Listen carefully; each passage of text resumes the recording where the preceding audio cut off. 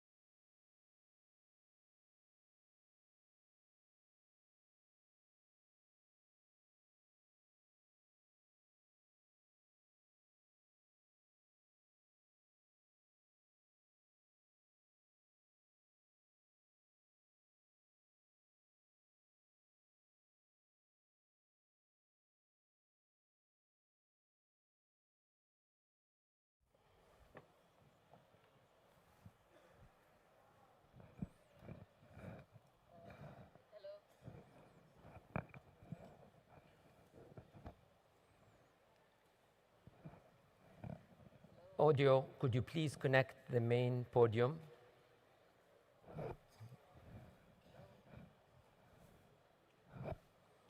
Actually, in the meantime, let's see if this works. Hello. Perfect. Good afternoon, and thank you for that very warm introduction. I've never been described as moving at the speed of a founder. I'm going to start using this as my headline everywhere I go. But really, thank you for that warm introduction, and really good afternoon, everybody, distinguished delegates, our development partners, representative of regional and international institutions, representatives of member states, ladies and gentlemen. I would really like to start by expressing my sincere appreciation to the organizers of this event and for convening such an important gathering and at such a consequential moment in Africa's digital transformation journey. I would also like to extend my gratitude to the government and the people of the Republic of Cote d'Ivoire for their hospitality and for hosting this really critical conversation. You know, the theme of this year's AGM is really both timely and strategic because Africa is entering a new phase in our digital transformation journey. You know, over the past decade, African countries have invested significantly in building digital identity systems, and expanding our connectivity, in developing payment systems, and just building digital public services. And these systems are increasingly shaping how governments deliver services to our citizens, how businesses transact, and how citizens communicate with each other, but also how they participate within the modern economy that we have. But as these systems mature, the central challenge before us is also maturing and evolving at every moment in time. So the question is really no longer can we build systems, is how we're building the systems, how we're building our governance and architecture so that they're more effective, and also how we're connecting these systems together. Because the transformative value of digital public infrastructure will not be realized in isolated national systems that operate independently. Its real value will emerge when African countries are able to build interoperable digital ecosystems capable of supporting regional trade, financial integration, cross-border mobility, and economic participation at a continental scale. In many respects, this is now the next frontier of Africa's digital transformation. And fundamentally, it is a governance challenge, a challenge of institutional coordination, a challenge of interoperability, legal and regulatory alignment, digital trust, and regional policy coherence. And distinguished delegates, one of the clearest lessons emerging from the continent is that digital transformation cannot remain solely a technology agenda. It must increasingly become a national governance and development agenda. Digital transformation cuts across virtually every pillar of the modern state, from public administration to finance, to trade, to education, to healthcare, to agriculture, and national security. This is why in Sierra Leone, technology and digital transformation has been identified as one of the government's big 5 game changers in the National Development Plan. This has ensured that digital transformation is not treated as a narrow ICT program, but it is viewed as a strategic national infrastructure that is critical to economic modernization, state effectiveness, and in ensuring we have an effective public sector. The evaluation of this mandate matters because the digital economy cannot be built through fragmented institutional approaches. It requires a whole of government approach and framework. And increasingly, ICT ministries and digital authorities are evolving into co-stewards of national digital infrastructure alongside our finance ministries, the regulator, the identity authorities, cybersecurity institutions, and other sector ministries. But infrastructure alone is not sufficient. As digital systems become more deeply embedded into the functioning of the society, the economy, governance, law, and public trust become central to sustainability. Citizens must trust that their identity is protected, their data is secure, systems are accountable, and institutions operate transparently and responsibly. This is why legislation, cybersecurity governance, regulatory clarity, institutional accountability are no longer peripheral policy considerations. They are foundational to inclusive and sustainable digital transformation. But distinguished guests, the significance of these governance frameworks is not simply institutional, it is economic. The real value of digital public infrastructure lies not only in digitizing public services, but in expanding participation within the digital economy. Effective governance frameworks create the conditions for inclusion, innovation, investment, and economic scale.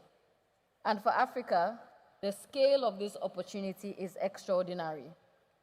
By 2050, our continent will be home to the world's largest youth population. This demographic shift will have profound implications not only for Africa, but for the future global economy. However, demographic advantage alone does not automatically translate into prosperity. Opportunity must be enabled through connectivity, through digital identity, digital skills, inclusion, financial inclusion, and access to markets. Increasingly, the infrastructure enabling economic participation is digital. The future African entrepreneur may establish a business in one country, receive payments from another, employ talent across borders, and access customers continent-wide through digital platforms. In this emerging reality, digital public infrastructure is no longer simply administrative infrastructure, it is economic infrastructure. Recent estimates already demonstrate the scale of this opportunity. Mobile technologies and digital services already contribute hundreds of millions or billions of dollars annually to Africa's economy and represent a growing share of continental GDP as digital adoption accelerates across the continent. But the long-term value of Africa's digital economy will depend on whether countries can create integrated digital markets capable of operating at continental scale. Because scale is what drives productivity, investment, innovation, competitiveness, and long-term economic growth. If Africa is to fully realize the economic opportunity of the digital age, then the next phase of our digital transformation must move beyond digital government towards digital economic integration. Because ultimately, the long-term value of Africa's digital economy will depend not only on the strength of national digital systems, but on how effectively those systems can operate across borders. We cannot fully realize the ambitions of the African continental free trade area through disconnected national digital ecosystems operating in isolation. The future African economy will increasingly depend on interoperable digital identity, trusted cross-border transactions, regional payment ecosystems, harmonized digital regulations, and coordinated frameworks. This means that interoperability must now become a strategic continental priority.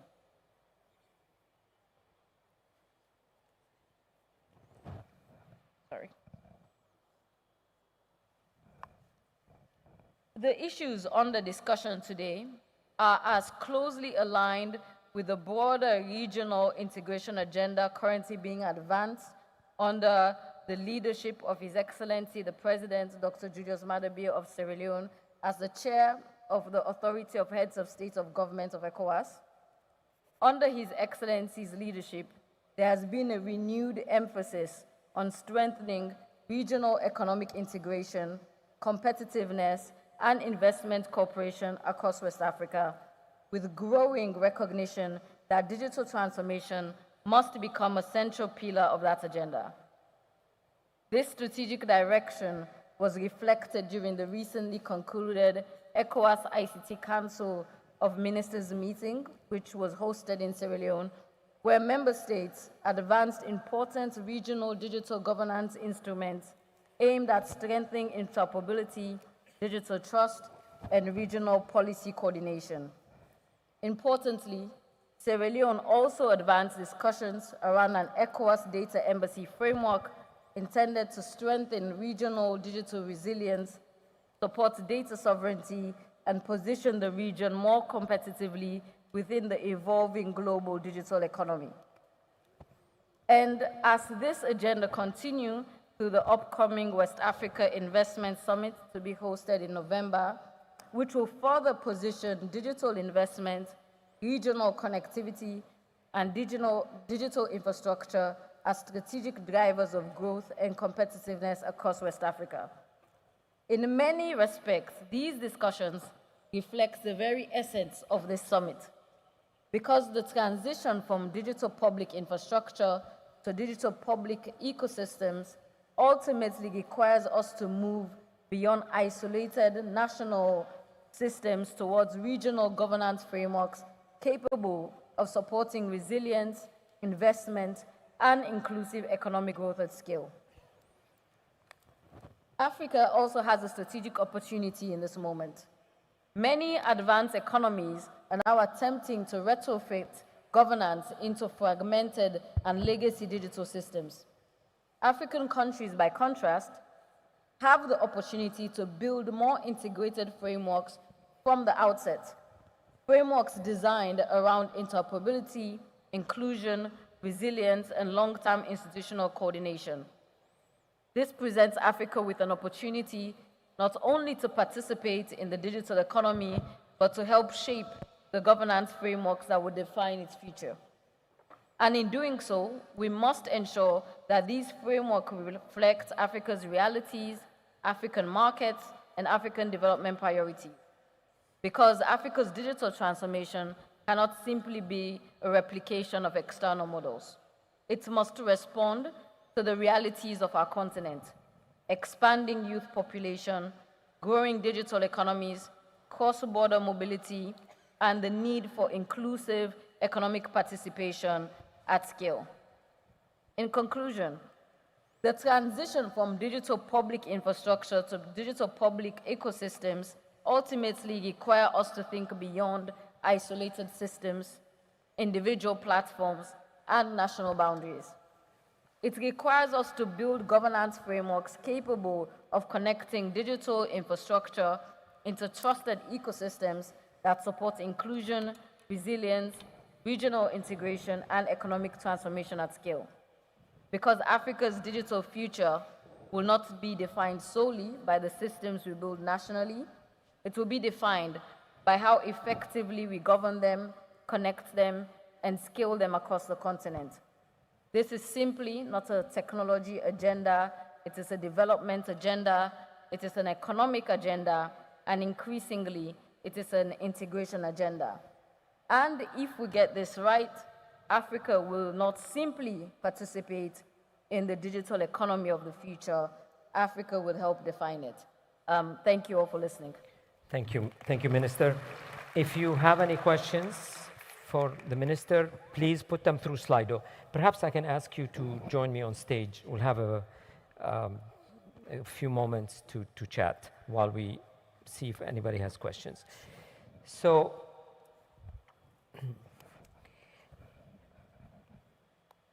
your vision and your outlook about what needs to be done is crystal clear. I'm very impressed with its clarity. The challenge that I feel may exist right now is the realities of institutions that have been built prior to this whole of government, so we're dealing with many existing facts and patterns. How do we break them and without destroying these institutions and create a new vision? You're at the head of a completely new organization, so I can understand that. So how do you break the barriers that exist between the other institutions? Thank you for that. And I think that challenge is even more real when we talk about the digital identity space, yes. Right? This is a sector area wherein you have legacy institutions and legacy systems. So really trying to reconfigure that is really difficult. But I think and then the digital agenda in most countries fairly new, so that's coming on top of that. I think one of the things we do need to understand is it might not be a one-size-fits-all approach. I think there's a critical need to understand the problem you're trying to solve for and being able to think through around the different models and being able to adjust and modify that for what you're trying to solve for. For example, in Sierra Leone, when we think about digital ID and how we transform that within the whole digital transformation agenda, we've taken an approach of without putting it as such a premium, we utilize what exists, but we're also taking an approach of maybe refocusing more on the interoperability piece, and under which you would have ID as a component, as part of that to facilitate that. So really, within the whole broader sense of the question is really, for us, the key has been understanding the problem we're trying to solve for, and then being able to pivot and adjust and try out different models and systems to be able to fit that in, and also understanding what has worked somewhere else might not necessarily mean it will automatically work in Sierra Leone, but we're always open to see what exists outside and but then see how we contextualize that for our realities. So we have to be open to new ideas. We have to come to the table with the objective, the final objective in mind, never coming in with pre-existing notions of what should be done. Because you said it, one size will never fit all in Africa, especially we are figuring it out. This is a whole new field. And we're going to take some of the questions from the audience.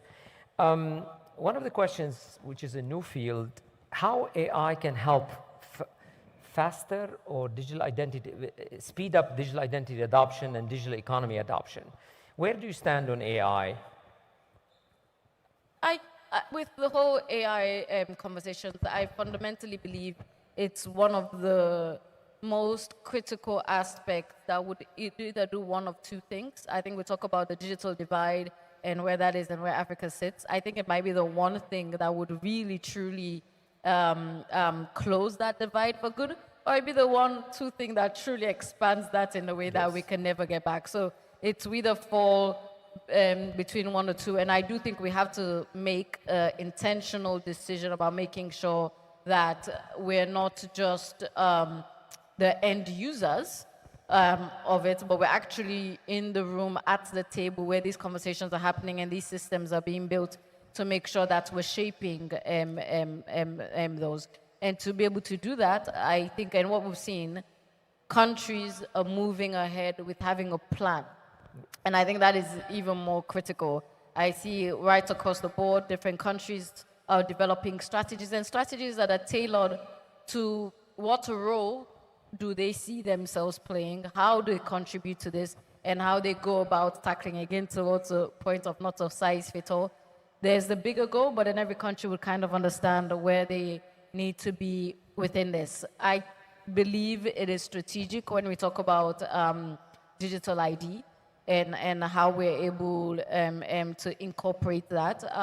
But I also think it's critical for each and every other sector. It's really now about how do we make sure that we are within those conversations when the decisions are being made, to make sure that our context is taken on board. But I think we also have to do nationally how we transitioning from really quickly from paper-based to digital systems, how we managing data. I think data standardization, data formatting needs to be there. How we integrating, because I think as a block, we need to think about the data in a commercial sense and how we're ensuring that we're in a position where we can really leverage that. Excellent. There is something that keeps recurring here, which is about the interoperability. I mean, clearly, the value of the DPI, or digital public ecosystem, goes up if it has the ability to interoperate with its neighbors. Do you think the approach to achieving interoperability is going to be to get the African countries to come together to one table and negotiate on the standards and negotiate on the practices? Or do you think we should encourage each country to develop its own best practices in the hope that we arrive at basically de facto standard interoperability instead of imposed? I mean, you could see one takes different time frame than the other, and so there are challenges. So where do you stand on building interoperability? There are two questions already on the stage on this. Yeah, I think again it's one of those. I think we think about interoperability in terms of nationally. How do we ensure systems, even just nationally, are speaking to each other? I think we have a lot of that. Then we think about interoperability in terms of integration. I don't think it's a wait for finish one until you do the other. I think we need to be doubling down and moving the both of them at the same time. And I also believe this is where we should utilize our regional instruments. For example, within West Africa, there's ECOWAS. There's other regional instruments. I think what needs to happen through those regional instruments is develop these regulations and standards, and then every country then goes in and goes through the process of incorporating that. And that's the process we've taken for so many others. Data protection regulations being aligned, cybersecurity being aligned. I think this is also one of the areas where regionally we integrate those, but then even regional to regional alignment needs to happen. Bringing every country to the table makes it sometimes difficult at the same time, but I think we really need to leverage and utilize our regional institutions a bit more, and this is the value they bring, being able to bring all interests together, align those, and then allow our countries to individually go incorporate it in their own way, whatever structures, legal structures they have to embed that, they go ahead and do that. Exactly. I don't know why this question is very popular, high on the list of everybody, but I'll ask it. Why is Estonia considered a useful model for Sierra Leone in digital government and identity?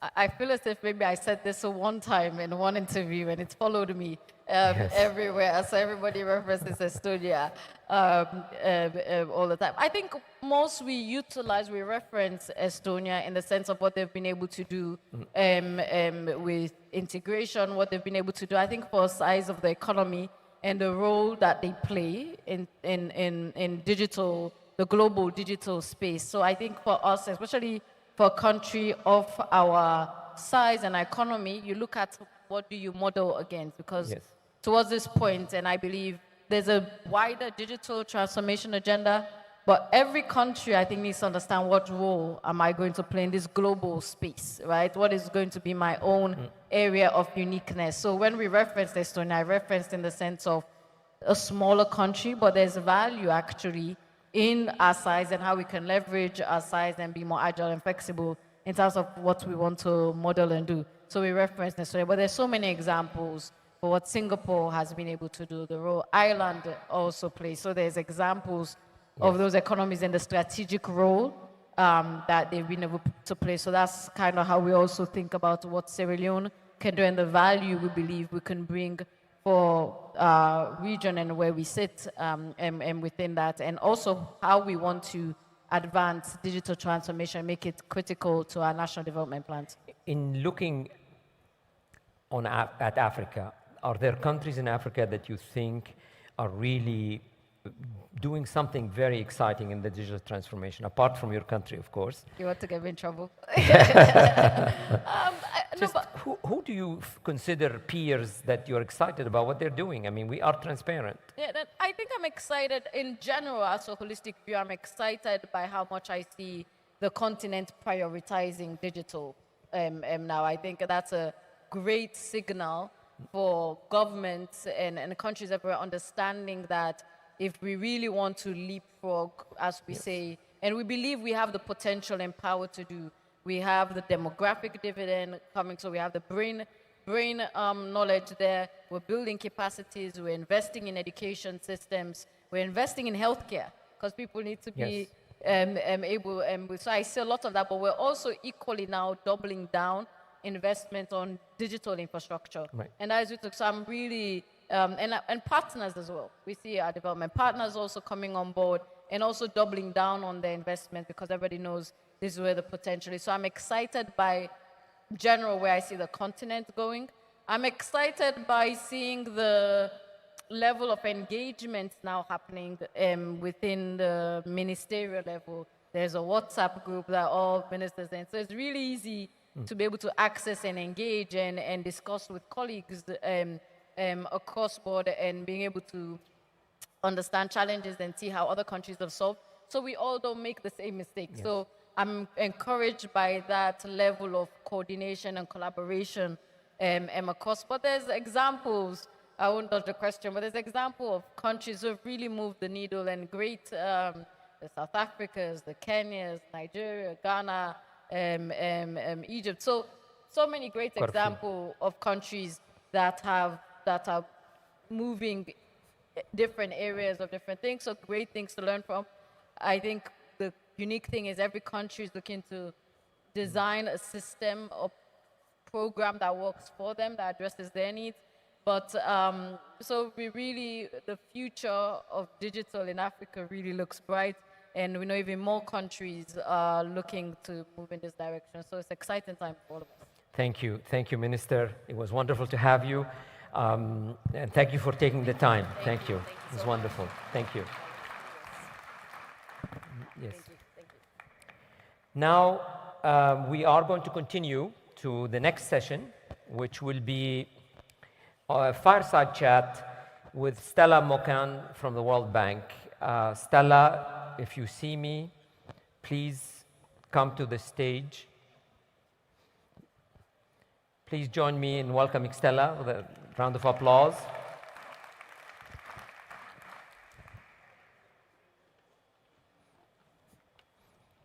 Thank you, Stella. Please have a seat.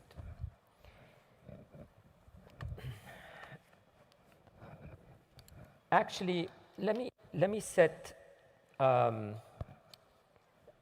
context for this fireside chat with Stella. I'll introduce then Stella. Earlier today, in the PS session segments, we placed identity authorities at the center of the discussion as stewards of national infrastructure. We expanded the lens. We said identity no longer operates in isolation. It lives within an ecosystem shaped by development partners like the World Bank, ICT leaders who we are going to hear from next, and increasingly by system-level risks, which we'll hear about later this afternoon. So first, this afternoon, we are going to address three questions. The first is, how is the development model evolving? And then, who co-governs digital identity within government? And then, how do we protect systems that must now endure for decades? So we'll come back to that one by one. So the first question, I am very pleased to have with me Stella Mokan from the World Bank. So Stella, welcome. And I want to say a few words about your background. I think this is the first time you've joined ID for Africa, so you may not be known to our community, but Stella leads the digital public infrastructure and services agenda within the World Bank's digital and AI vice presidency. She sits at the center of the bank's transformation as it adapts from supporting systems to enabling ecosystems. The theme is completely recurring. We've been talking about from systems to ecosystems, from DPI to DPE. So I want to start with the first question to Stella. Stella, it's not a secret. The World Bank is undergoing significant internal transformation at a high level. What is changing and why now? Joseph, thank you so much, first of all, for the opportunity to join you and all the champions in the ID ecosystem and be here today with you. I'm on stage, but behind me is a large team of people from both World Bank Group, but also our partners community. And we are here to learn from you, learn about the latest developments in the ecosystem, but also hear what are some of the challenges and priorities that our client countries face in building the digital economies and digital government. And the very much looking forward to discuss how we might continue on this journey together. So, but is the bank incrementally adjusting or making structural shift? What is happening at the bank? Yeah. In answering to your question, the bank is very much embracing an agenda that is focused on helping our clients build and create jobs. Jobs agenda is a huge priority for us, and it is triggered by the developments that are happening around us. We know that in the next 5 to 10 years, about 1 billion people, young people, will enter the job market. And about 500 million of these people are coming from Africa. And the key question for us is how can we put to work the knowledge we have created over the years? How can we mobilize private financing, but also work closely with our partners and invest smartly in priority sectors that have the best potential or high potential for job creation. So this is also triggering a different focus on how we are going to act, working again closely with our countries to look at what are some of the solutions to the development challenges that have worked in some other countries, and how can we bring this knowledge to our countries where we are working and co-create together solutions to the problems that can be scaled and can deliver impact. And I would like to mention just another important priority, focusing on the problems to solve, focusing on the outcomes is what is going to trigger the action. We have set together with our partners and client countries a very ambitious agenda. You probably heard about the Mission 300, yes, working closely with African governments and partners to make sure that at least 300 million people in Africa have access to clean and good access to energy. You probably have heard about our ambitious goal of helping countries build digitally enabled healthcare systems and provide access to 1.5 billion people to this type of services. And in terms of our specifically digital and AI agenda, our major outcome between now and 2030 is, again, work closely with our client countries and empower 1 billion people with access to a good internet connection, but also access to digital enabled services. So this is shifting or refocusing our knowledge and resource agenda on making this happen. This is music to my ears because this is a big vision which focuses on a demographic shift that could lead to catastrophe if it is not addressed.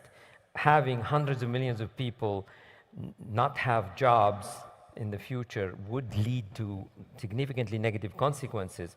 So it is leading to significant changes in the bank, but you are now focusing on solving problems that you consider are the priorities in Africa, problems that your clients face. So that's music to my ears at a 50,000 foot level. I want to descend down, if you may, if you allow me, and let's talk about, you know, I've come from the World Bank many years ago, like 15 years ago, and for years, identity was treated as a project. Something the bank would fund, deliver, and complete. So today, we're thinking all throughout this morning, we talked about identity as a permanent infrastructure. But clearly, that's a very different model. So how is the bank adapting to support something that must operate and evolve over decades instead of just giving a loan to do a very specific project? So this topic has been discussed and brought out in the morning sessions. And first of all, I must say that being for the first time, I've enjoyed listening to our clients and listening to the stories that they share. What we are doing in this respect, you're absolutely right. And as the minister just mentioned, ID, as any other investment in digital infrastructure in the digital state, it's not a one-time investment. Yes. And it's very, very important for countries to think ahead and think strategically in terms of how today's investments can help them address not just today's priorities and challenges, but also have the future in mind. Because every investment we make today in technology is also an investment in the legacy that is coming tomorrow, or will become tomorrow, a legacy in the future. Here, we have been working closely with our countries, moving beyond investment just in ID projects. In the last several years, many of our projects are building on the foundational investments we have done in ID infrastructure, and they are focused on integrating the ID projects and initiatives with other components of the digital infrastructure, but also helping countries deliver services across the government. Second, and we'll continue doing that because, as was said earlier, the key value of investment in DPI and digital ID is how many citizens and how many businesses can leverage these capabilities to get a better service from the government. Second, what is very important for us, we have been working closely with some of our countries and partners across the bank to update our procurement rules and look into how the World Bank procurement rules can be leveraged to implement sustainably DPI and services. And by the way, these procurement guidelines have been posted for public consultation and have last month actually, and can be publicly accessed, and we are highly encouraging our clients to have a look at them because they come up with interesting recommendations in terms of how to plan for an investment in ID project, how to consider the total cost of ownership, what are some of the contracting models that the government should think about at the very outset. Yeah. The second piece that I wanted to reiterate, we have to bring ID and other building blocks of the digital government in the institutional dialogue in the country. I remember at the DPI summit, our colleagues at Gates invited us for a discussion on DPI in small states. And we ended up agreeing that there are two challenges that we have to bring into the conversation. One, you have to bring the Ministry of Finance. You have to bring the digital agency, because sometimes ID projects are not driven through the digital agency.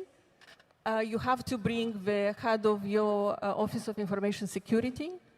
You have to bring all the key stakeholders that have to discuss and make decisions in terms of what type of ID ecosystem we want to build, how much it costs, what are the outcomes we want to achieve.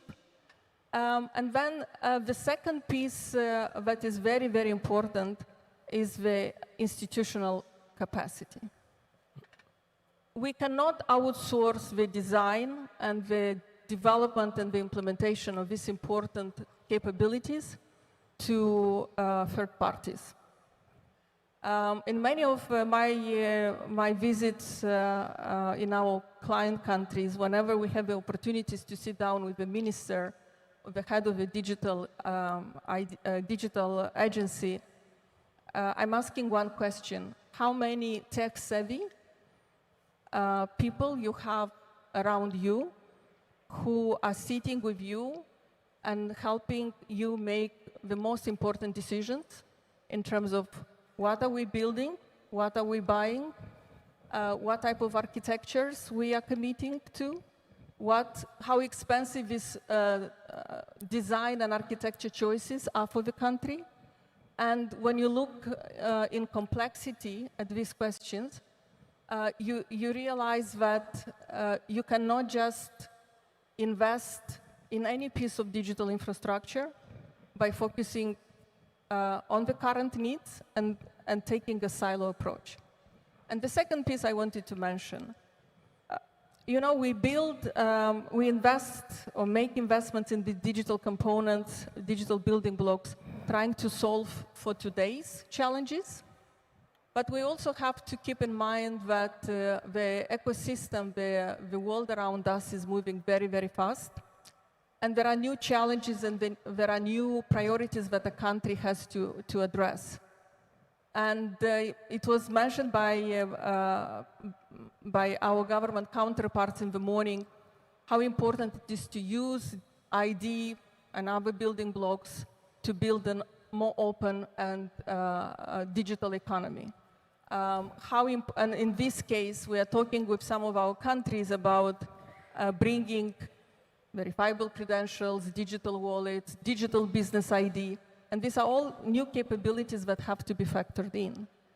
We spoke about security, and we know how vulnerable one country can be if there are not enough investment in the security. Infrastructure, and sometimes the ID infrastructure is one of the critical components of the country's overall digital resilience. And you asked about AI, Her Excellency the Minister, and AI is bringing more challenges in terms of how easy it is to make our existing infrastructure in the government, in the economy vulnerable. We also spoke about cross-border data, data sharing and cross-border ID interoperability, also to support business development, business cross-border, and digital economy and digital trade. So these are all new capabilities, but the government probably will not be able to factor in at the beginning of an ID program or ID investment. And this will require the government to think beyond just the life cycle of a project. Stella, you said that you're reforming the procurement process. You're also, I know personally, that the engagement procedure that you're doing with the organizations is being evolved. You're asking stakeholder participation, you're asking institutional capacity, you mentioned information security, you mentioned digital economy, etc. This is all great, but the fear that we have is that when there are too many chefs in the kitchen, you can't go fast. And that's one of the criticism that we hear often, that the World Bank has a lot of good intentions, but the problem, the procedures take too long, and the requirements and the constraints require too many decision makers, and it becomes a kind of a committee work that slows things down. How do you answer that criticism? Well, I think it's very important to bring all the key stakeholders into the process. And it's very important to give the key stakeholders the opportunity to co-design and co-create together the digital future that they want for their country. Now, you rightly mentioned that sometimes the processes and the rules might require more time. Yes. That's exactly the reason why we have been working closely with the ecosystem and issued the technical guidelines for the procurement of DPI and services. And we looked into how some of these procurement provisions, how can we leverage different procurement methods, like frameworks agreements, how can we templatize some of the processes that we have to go through whenever a client country is leveraging the World Bank funded project, World Bank funds to support and invest in the project. And of course, it's not easy, but we are very much looking forward to continue working with countries to see how we can leverage these technical guidelines and make the process more agile and more fit for the current needs and for the future. At the same time, governments are making investments in DPI and services not just through the World Bank funds. And here, we are helping some of the countries reset their own national procurement rules and frameworks to make them more adjusted for the current needs and for the agility and speed with which we need to move forward. And also bring some examples that can also tackle two things. One, address the capacity gap that sometimes we have in government, because you also need to keep pace and make sure that you have the right expertise and capabilities in government.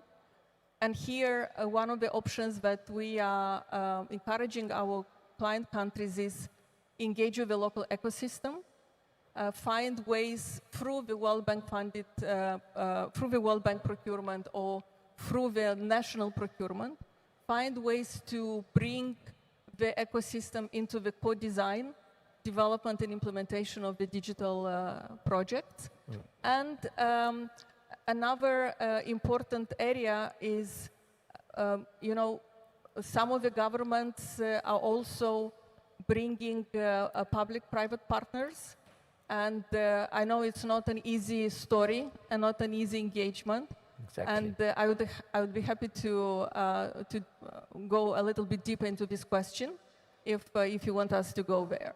Actually, we definitely need to go there because the private sector has a very important role in capacity building, in capacity making capacity bench available so that when the government needs to expand, it can outsource to the private sector, and the private sector is well incentivized to always be competitive.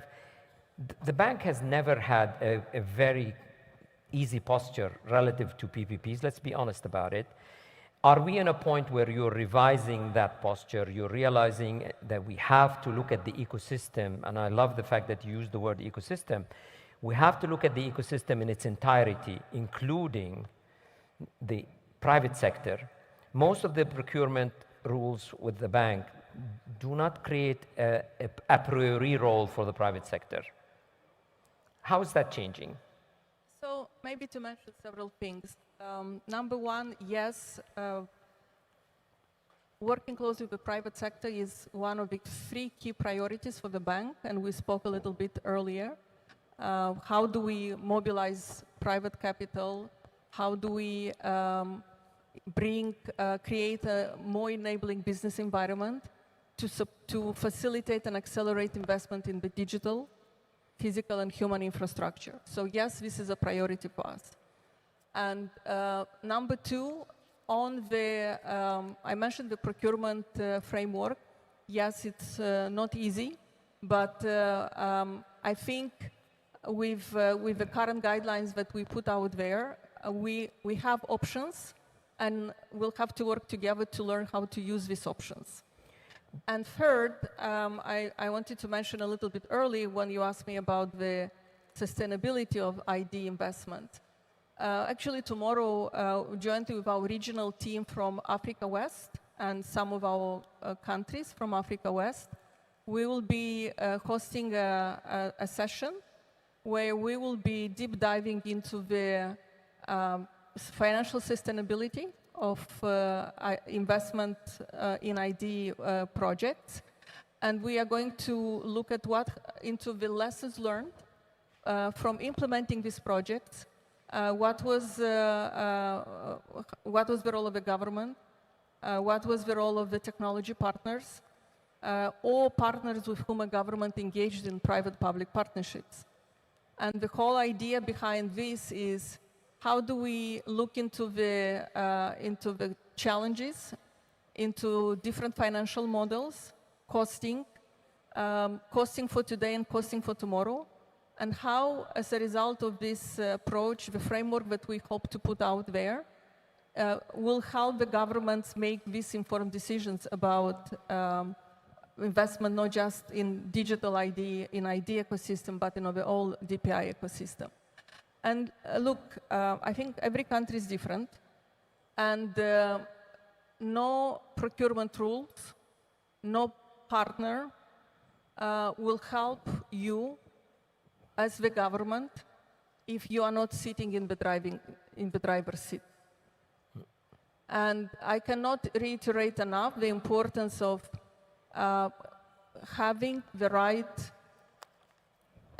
capability and tech-savvy people in the government who can make informed decisions in terms of what are the technical designs, what are the architecture designs, what are the engagement and partnership models that we are going to engage in, how much are we ready to pay today, and how much are we ready to pay tomorrow. So I think there is no one single point of failure, but there are definitely many considerations that have to be put on the table when we talk about speed, agility, and most importantly, outcomes. And for us, outcomes are not whether we bought the most sophisticated system or platform, but how many people in your country, in our countries, can have a delightful experience by engaging with the government. Yes. Can get services without the need to go to the government agency, without the need to bring a paper to the government agencies. And listen, I think a lot, we should be proud of what's happening on the African continent. I had the opportunity to meet many digital teams in governments across Africa who are looking at these investments in a holistic manner. And today, even by talking to some of our partners, I've learned about the great partnerships and peer-to-peer learning that's happening between our friends in Ethiopia and Burundi, Mozambique, Zambia. Countries want to learn from Rwanda about their framework, no trip, no paper. So a lot is happening, but there is no perfect solution. Every country will have to decide what works best, and of course, bring the partners, either it's World Bank or the private sector, and be in the driver's seat. That's the essence of sovereignty, in fact. I want to close with one thought, Stella, and that's a wish, basically. The World Bank can be proud of the fact that you have at least a dozen identity projects that you accompanied successfully in many countries around Africa. But I'm not aware of a single one that would be built around a model where there is a private-public partnership from the start. My wish is a year from now at ID for Africa 2027 that you and I can be on the stage and can say, we have now opened the door to this massive untapped resource called the private sector, not just as technical organizations, but potentially finance organizations and risk-sharing organizations, because in putting their financing at the table, they are sharing the risk.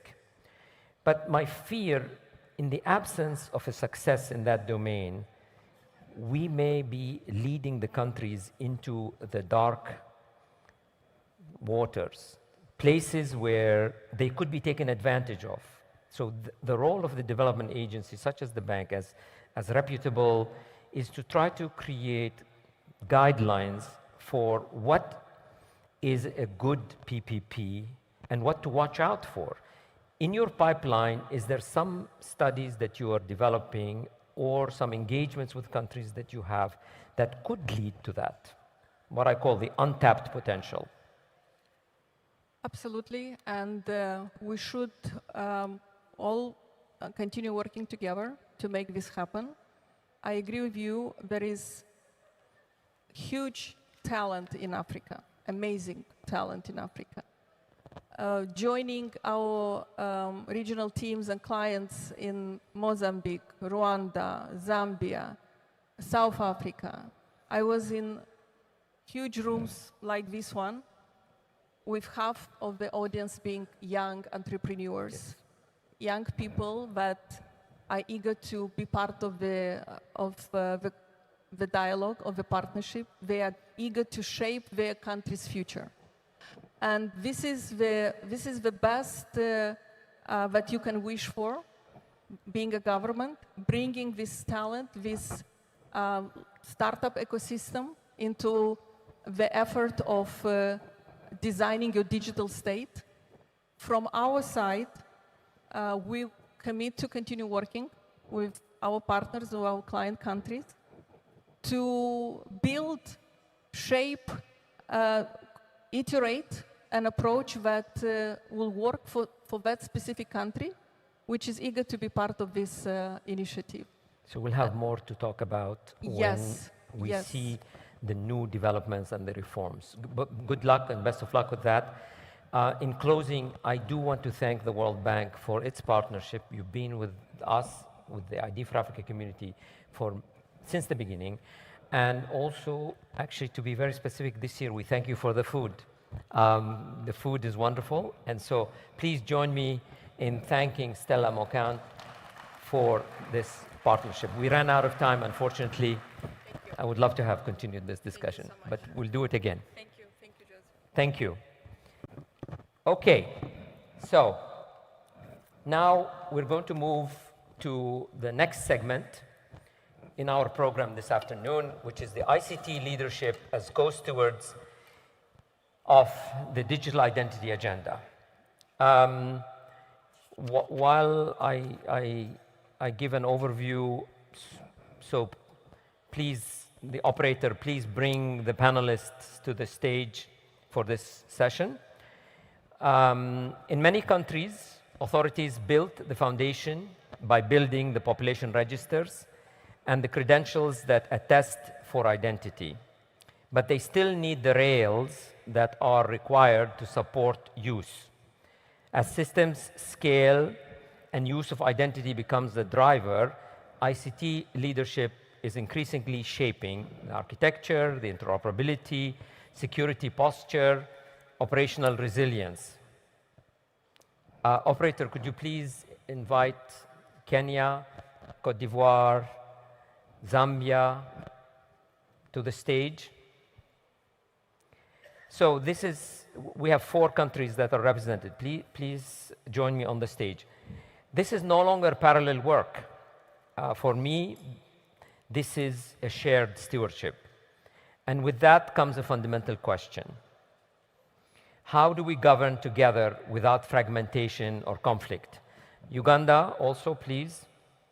This is what we are going to try to address in this session. This will be a 60-minute session. We're going to structure it in few rounds.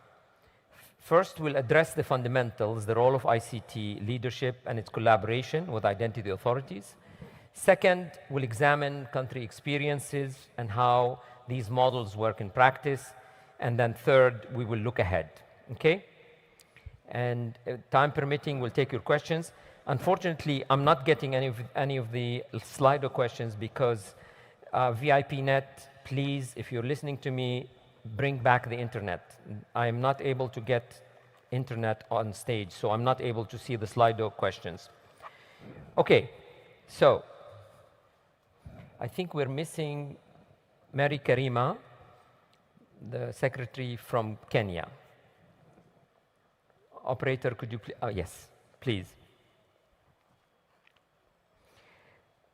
So what I wanted to do to anchor, to start with an opening anchor, I need you, please present your organization, because when we talk about ICT, there are different aspects of ICT, etc. It's not as a clean cut. So when I ask the first question, I want to ask an opening anchor, 2 minutes each, but please quickly say which organization you're from, your name and which organization you are from. So, Mary Karima, I'm going to ask the same question. When it comes to digital identity, where does the responsibility of ICT leadership begin and where should it stop? 2 minutes on the clock. Yeah, thank you very much. I'm Mary Karima. I'm the Secretary in charge of Digital Economy and Emerging Technologies in the Ministry of Information, Communication, and Digital Economy. So our role is about ensuring that we have secure, interoperable platforms, connectivity to ensure accessibility, and also to ensure that there is coherence in terms of a digital transformation.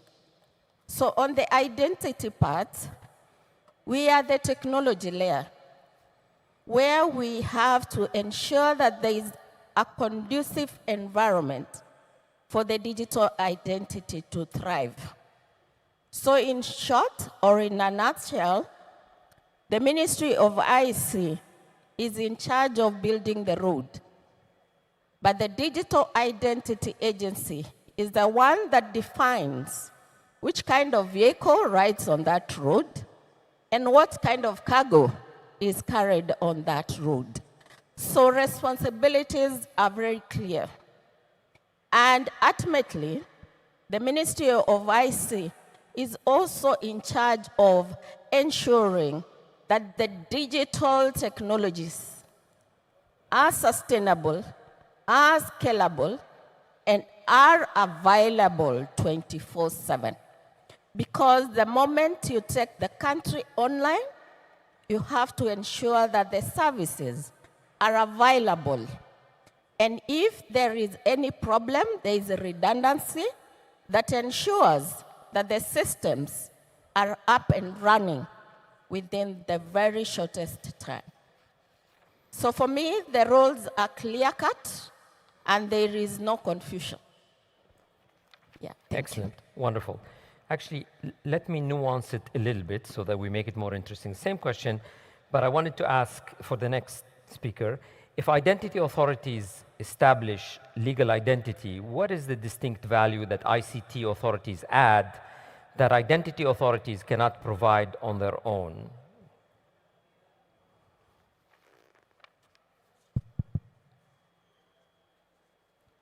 Merci beaucoup. Bonsoir à tous. Je suis William Catio, responsable de la transformation digitale de l'autorité de régulation des télécommunications de Côte d'Ivoire. En tant qu'autorité de régulation des télécommunications de Côte d'Ivoire, nous sommes une autorité multisectorielle.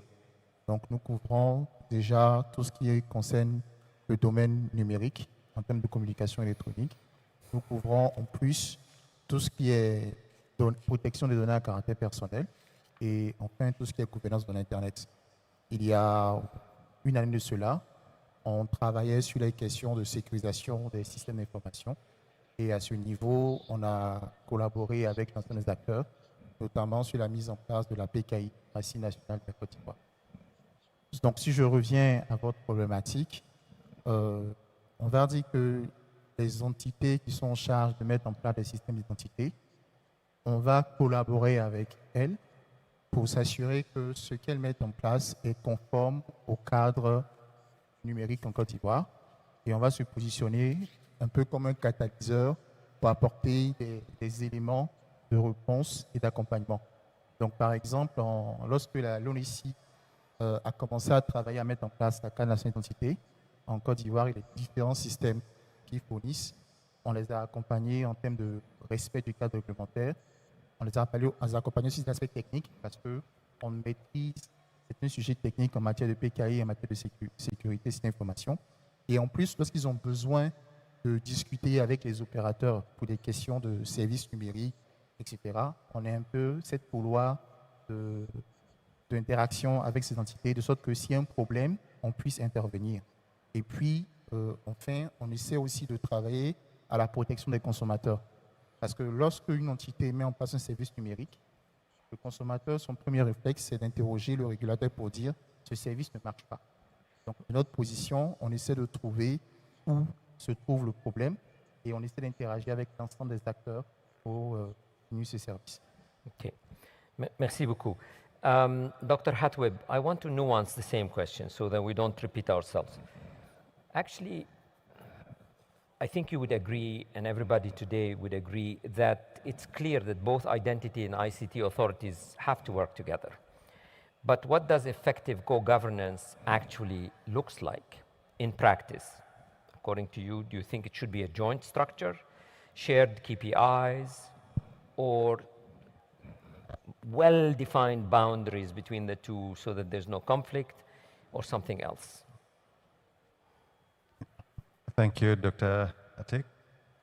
In Uganda, we have the National IT Authority of Uganda. This is an authority that oversees the implementation, regulation, and monitoring of ICT initiatives. That's either the policies, the systems, and any other related function within the ICT sector for the benefit of the socioeconomic development of Uganda. While we operate together with other agencies, there's a special relationship that we have with the ID system in enabling the digital ID implementation for NERA. For the digital ID ecosystem, it doesn't stop at collection and registering a citizen. There's the end user. We have to also oversee how that digital ID is going to be cascaded down to the end user. So we work with other agencies or ministries within government. We also work with the private sector. As Rosemary was mentioning, there was a need for us to collaborate. If you are digitizing your system, we know that now the telecos require you to also be connected to the national ID system. So we also work with the private sector, the banks. So we have integrated, or we have built an integration platform that enables us to extend these services, the digital services, all the way from government and to the private sector to the end user. That's what we're doing. But now we're even looking at extending the digital ID beyond our borders. As His Excellency, the Vice President, said, we should look at ID for all in Africa, not just ID for Africa or Africans, but for all in Africa. Those even who come, how do we enable them consume our services in Uganda in a more efficient way? So the way that we are handling, the way that we intend to handle this initiative is to look at the wider picture. Let's not just look internally, but the wider picture. How do we enable, as ICT, we are an enabler. How do we enable NERA to perform its function beyond just NERA's mandate? The idea is not going to benefit only NERA, it's also going to benefit agriculture, the financial sector, education. How does ICT come in to enable that? And that's where NITA is positioned. Thank you. So your answer would be explained in clarity of roles. Do you think NERA is the ground truth of identity and you are the delivery mechanism for certain service plugs? Is it clarity of roles? You don't have joint structures together, do you? Yes. In the initial stages when NERA was being formed, there was that lack of clarity. But over time, we have perfected that and we have found a comfort zone where we're now clear on what our roles are. And this stems all the way from the high level of the authority where we have mandates. All our agencies have mandates. The ministries know what to perform. And we are saying to achieve this, this is where we come into play. And this is how we support the whole of government. So the clarity has been improved on. I am not going to say that it was from the start. At the start, it was quite challenging. NIRA is a hold of register, but NITA has the national data center, so there was also that complexity in understanding who plays what, but the clarity has been improved on, and we're able to now achieve on government's mandate because of that clarity. And actually, I can testify, when I was in Uganda, the two of you were texting each other. Rosemary and you were talking this, then that. So to me, even as informal as a WhatsApp group between the two of them was very effective. So conflicts arise, but it's good to have that direct connection. I'll build on that to go to Zambia. When disagreements arise over mandates, architectures, or access, they inevitably arise. Even in domestic partnerships, we disagree with our husbands, our wives, so we have to have a mechanism to resolve them, and ultimately, who decides? So I want like the vision of Zambia. Zambia, you're going through, to my knowledge, there are about 3 identity infrastructures that exist in the country. One with Smart Zambia, one is with the central bank, and one with Home Affairs. So how is this coordination taking place, and are we at a point where clarity of roles has been defined in Zambia?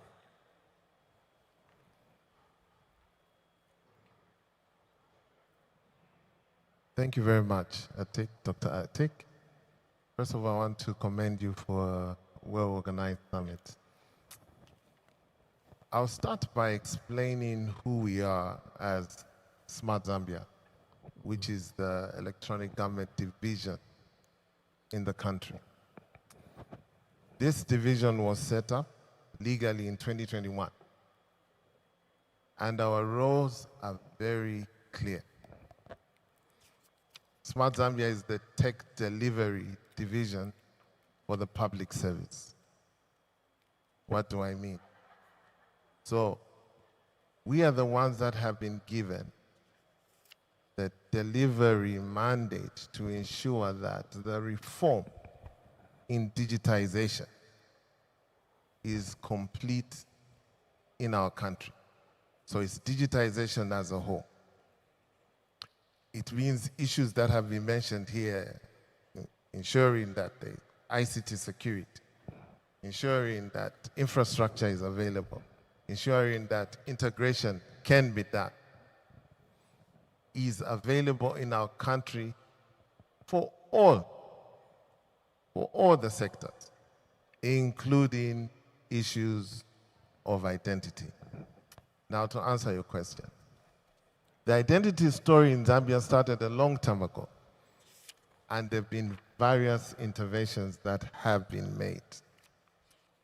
But it is clear that those interventions have never come to full fruition until recently, thanks to World Bank, who have supported us with resources, the needed resources that we now have to ensure that we have an ecosystem that will support government and the private sector in ensuring that those needs, those gaps that were there because we had no digital ID are attained. Now, Dr. Atik, I think you know that, and it's not only Zambia, Africa has been going through different stories of identity implementation. At one point, we just thought if we had a database of all the citizens, then we have a digital ID. But as time has gone, as technology has reformed, it is clear that for an identity system to be useful, and I'll underline the word useful, you have to create an ecosystem. So yes, there have been interventions that have been there, and I must say they have been progressive. They've been progressive and valid, perhaps in their time. But now, we have to bring everybody together, and we have brought everybody together the institutions that you have mentioned are part of a governance structure that is ensuring that the direction we are taking now is going to ensure that we have a common government approach, one government approach, to have an ecosystem that will support government in its service delivery, inclusion, that will support the private sector and all other stakeholders to consume a digital ID the way, let me say, using best practices. So I hope I've answered your question. Excellent. So thank you. Thank you for that. And so Zambia is putting in place a joint governance structure where all stakeholders are represented in this effort. Operator, please put up Slido on the screen because I see some questions that are reflecting on this very same topic. Very, very pointed question that I'd like to answer. Operator, please put the Slido questions on the screen, and I encourage you to continue asking questions on Slido. We'll take questions. One of the questions that was asked, I know that you've answered it in a different way, all of you, but the audience is asking very explicitly, and I'd like to ask each one of you to give a very clear answer. It's in French, but I'll translate it. It basically says, is it the responsibility of the digital transformation department or ministry of the country to develop the digital identity, not the foundational identity, but the digital identity, or is it the responsibility of the authority, the identity authority, to do so? They're making a fine distinction between digital and foundational. So let me hear a quick response from each one of you, because it's a nuance, but the audience wants specificity. So please, Kenya. I think for me, the person to do the digital identity is the identity institution. The identity authority. The ones that have the foundational database, because digital ID is not developed in isolation. It is based on the foundational identity. So therefore, the mandate should be done by the identity authority, not the ICT authority. Yes. Côte d'Ivoire.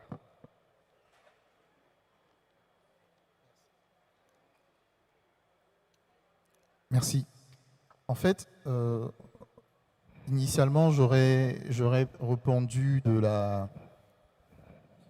un peu de la même manière qu'il dit précédemment, en ayant une séparation entre l'identité fondationnelle, donc produite par les différents opérateurs d'identité que nous connaissons, donc ceux qui produisent les cartes d'identité nationale, les passeports, les cartes de sécurité, les cartes de sécurité sociale, etc. Et j'aurais séparé avec la question du numérique. Mais en fait, aujourd'hui, le numérique est quelque chose de très global et ça s'intègre dans la vie quotidienne. Et il devient très difficile de faire une séparation entre ces identités fondationnelles physiques et identités numériques. Et aujourd'hui, on a tendance à utiliser plus l'expression de portefeuille d'identité numérique parce qu'un citoyen a plusieurs identités. Donc, ce n'est pas juste une question de c'est la responsabilité du ministère de la Transition numérique ou c'est la responsabilité du ministère de l'Intérieur, mais c'est une co-responsabilité. Parce que l'objectif du gouvernement, c'est de fournir des services aux citoyens. Donc, on ne peut pas avoir une vue séparée, mais on doit constituer une équipe pour délivrer des identités, qu'elles soient physiques ou numériques, sécurisées, inclusives et innovantes. Donc, c'est un travail collaboratif et on va repartir des rôles en fonction des différents domaines. Et c'est ce que nous faisons en Côte d'Ivoire. Nous avons différents fournisseurs de systèmes d'identité. Mais principalement, l'ONESI, par exemple, dans votre pays, par exemple, l'ONESI est responsable pour l'identité. Voilà, l'ONESI est responsable pour l'identité, mais derrière, le régulateur va avoir son apport pour tout ce qui est question numérique. Donc, si par exemple, on décide demain d'avoir une identité numérique qui est sur les téléphones, on aura à travailler avec les opérateurs télécoms, avec l'ONICI, pour s'assurer que toutes les exigences ont été prises en compte. Et ça, je peux le dire que l'État, dans son ordonnance sur les échanges électroniques entre l'administration et les usagers, a prévu déjà une forme de portefeuille numérique. Donc, l'État a dit que l'État va mettre en place un système national où on va conserver l'ensemble des documents que l'État délivre aux citoyens. Mais ce système-là, il va forcément interagir avec l'ensemble des fournisseurs d'identité, avec l'ensemble des fournisseurs de services pour construire une solution globale. Et cela se fait avec le co-leadership du ministère du Numérique et du ministère de l'Intérieur. Très bien. Uganda. Thank you. In Uganda's case, initially we would implement in a sectorial form where each sector, as the question was asking, trying to clarify what sector or what agency, a sector or agency would take up an initiative and apply it. But we will have duplicated efforts. And we change that to have a programmatic approach where the National Planning Authority, this is the apex of our planning agency, comes up with a program, the digital, we call it the digital roadmap, where we have multi-sectoral agencies within that roadmap. So in our approach, we're having a hybrid, a multi-sectoral approach, but with ICT authority taking leadership in the implementation, and there are delegated agencies within that roadmap. So we don't take up the whole initiative. We work within a multi-sectoral approach, but it's overseen by the National Planning Authority, all the way from planning and budget execution. So if we fail, then even the budget is not extended to that agency that has failed, or that whole program. That's the approach that we take. Okay. Thank you. Zambia, your perspective on this question, which seems to get a lot of votes. I agree with Uganda. Remember, Dr. Atik, we are talking about a digital ID, which technically is a functional ID, which will allow government to undertake various functions that are in different sectors. So the build is about, first of all, the build, the planning stage of the build. That should be something that's not done by one institution, because it's not for the use of that one institution. So the understanding of the business across all sectors is very vital. I think that is where the most time must be spent during the planning phase. Once the plan has been agreed upon by all sectors, even what you're talking about, having the differences, will be less, because everybody is part of the plan. Then, of course, the people that are involved with the tech will then manage the tech. Those that manage the business, manage the business. Those manage the integration will then manage the business. And then you have a full ecosystem.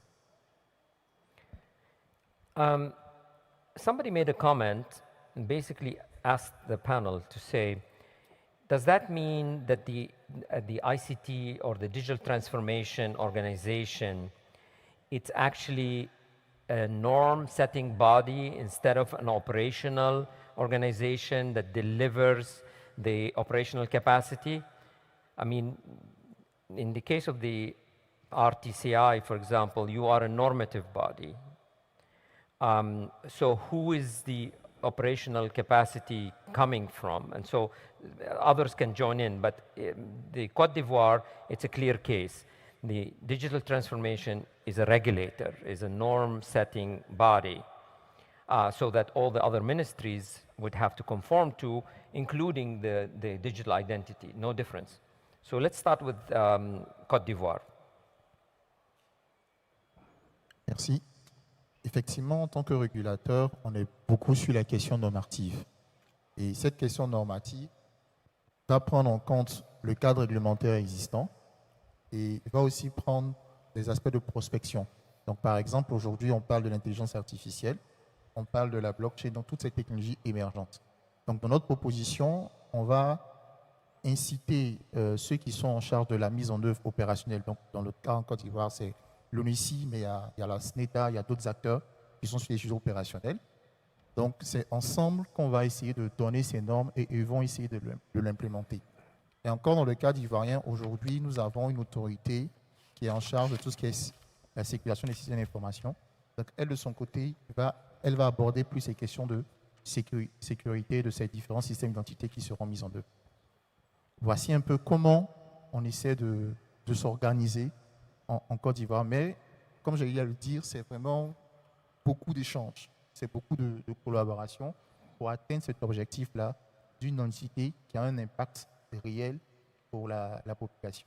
Donc, par exemple, le ministère du numérique peut avoir du budget pour mettre en place des systèmes numériques. Donc, aujourd'hui, par exemple, on veut mettre en place un système unique d'authentification des citoyens. Mais le ministère ne peut pas aller seul pour mettre en place ce système. Le ministère fait asseoir toutes les entités qui vont contribuer à la réussite de ce projet. Okay. Does anybody else want to contribute to this question? Just one more person. Yes, Uganda. Thank you. In Uganda's case, we have the Ministry of ICT and National Guidance that sets the policy, but NITA now implements that policy and also executes the policy in forms of delivery of IT services. This is in the rollout of the fiber optic cable, development of the data center, national data center, and development of other government services and integrating them to speak to each other. We also certify all IT service providers and practitioners in the country. We regulate the IT ecosystem, and we also provide cybersecurity and do cyber analysis for the whole country. So we are, in a way, both, but following a policy that was developed by the ministry. Thank you. But you are operational. You are actually an operational organization. We are operational and regulators of ICT. Of ICT. Yes. I want to go to Zambia and then Kenya. Zambia, from the citizens' perspective, they don't see institutional boundaries. I mean, we as even senior government officials sometimes we're confused about some boundaries sometimes. Citizens don't have or don't see institutional boundaries. How do you present a unified state? For example, in Zambia, how do you present to the citizens that there is going to be a single digital identity that will do the following services for you? Or are you thinking that the digital identity is going to be sectoral, in which case the citizens can choose to go to the banking digital identity, to the health digital identity? How is the approach to presenting digital identity to citizens in Zambia? So first of all, I think I need to clarify one thing. Yes, there are interventions on digital IDs, but some of them are more electronic know your customer type of intervention than they are a national common digital ID. So with the examples that you give, the various institutions, you talked about the central bank, they are implementing an eKYC so that the customers are known. It has really nothing to do with the digital ID that we're working on that will ensure that government services and a lot of other things are taken care of. So there are various functional ID interventions, yes. But I think when we're talking about the digital ID that the World Bank perhaps is assisting us with, the one main digital ID, I think it is a common understanding that this is the foundation ID that the government of Zambia will have. Now, to answer your question, the one government approach is very important. And you cannot, and I always say, you cannot in the same breath talk about one government approach and then start talking about mandates. As soon as you mix mandates with the one government approach, then there's a serious conflict. And that should never, never, never go to the citizens, because then the trust and the leadership becomes a problem. So it is in how we structure the governance. In our intervention, like I mentioned earlier on, we have ensured that the steerco involves all major stakeholders, so that if a decision is made through the steerco, everybody is part of it. And in that steerco, we have a communications channel on how we communicate with the citizens. In that steerco, the plan of intervention is well understood. I'm not saying that in the steerco there will be no disagreement, but I think once we have an agreement, it could be by vote, it could be something that in my capacity I don't understand, but once the steerco has agreed, I am part and parcel of that decision. So once we have that understanding, once we remove a lot of interest and look at the common good for the country, then we'll be in the right direction. Okay. I'm going to come back to you on that topic of Zambia, because you are one of the sort of youngest countries to be engaging with the World Bank in creating a digital identity in a context where there is a Home Affairs that has a foundational identity. So we're taking this one step further. I'll come back to you with that. But actually, I want to go to Kenya. As many of you know, this may be an African proverb. Please help me with it. I seem to remember something like, success has many parents, but failure is always an orphan. And so when something fails, when you have ICT and the identity authorities, how do we avoid them starting pointing fingers? Not me, it's the ICT. No, it's not the ICT, it's the Ministry of Interior or the Identity Authority. How do we get accountability in a world where responsibility is shared? Of course, the analogy that even within a family, there will always be a conflict, maybe between the mother and the father, or the children and the parents. But I think for me, how to solve the conflict is about having clear mandates and having very clear KPIs in whatever role that you have. For example, for the Ministry of Information and Communication, with its related authorities, it is very clear that we set standards. For example, in Kenya, we've come up with the government enterprise architecture and the interoperability framework.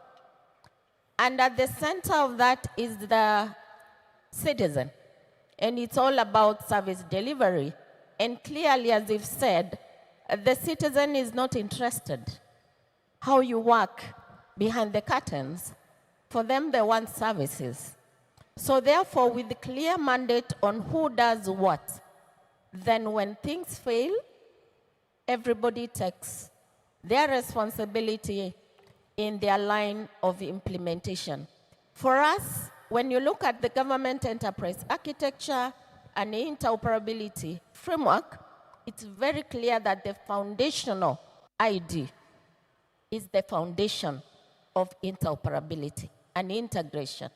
And therefore, if the foundational ID is not working, and currently, of course, Kenya is working on the digital ID. Why digital ID? Because when you're going online, then you need to be able to authenticate and verify that the person who is really transacting online is the real person, or it is the person they say they are. So therefore, for ICT, it's very clear that we need to ensure there is security, there is infrastructure to ensure that this citizen can access these services online, and ultimately, it's about the single sign-on. I don't require the citizen to sign into different portals for them to get services.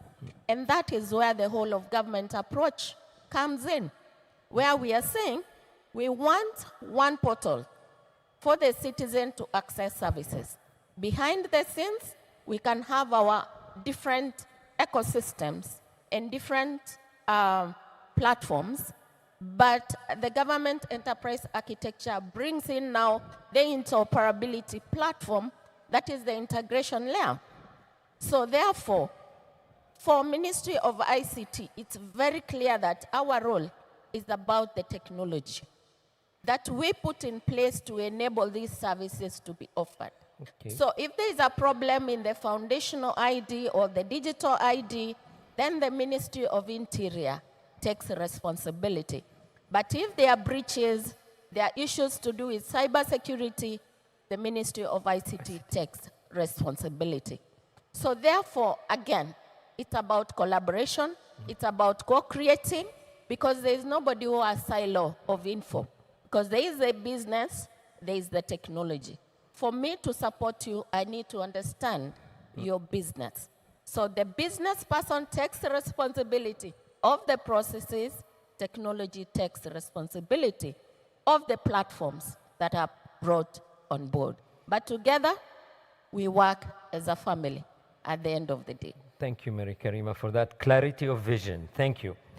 I will take it up a notch, make the situation a little bit complex, and this time I would like Uganda and Cote d'Ivoire, because of your background. We know that digital identity is not just about biometric data or identifying data. There is one element that is incredibly important for the whole thing, and it is called PKI. The public key infrastructure existed even before the digital identity existed. Now, you cannot say that the identity authorities are in charge of the PKI because they've never been in the PKI business. Some identity authorities have not yet even implemented PKI. So let me start with Uganda. How does the vision that PKI is very critical to the digital identity agenda make more complex this notion of who owns what and who's responsible for what? Does PKI make things more complex? PKI is something that definitely has been in existence before we applied our, or we moved to a digital ID for Uganda. But we are come to a time when it's very critical. Critical and yes, complex. However, our approach is that as NITA, we, through the policies and the law that mandates us to apply or develop a PKI, we have the mandate to regulate the public key infrastructure and form a public key infrastructure unit within NITA and deploy a public key. However, other agencies like NIRA, the driving license, and the passport system need to consume the PKI services.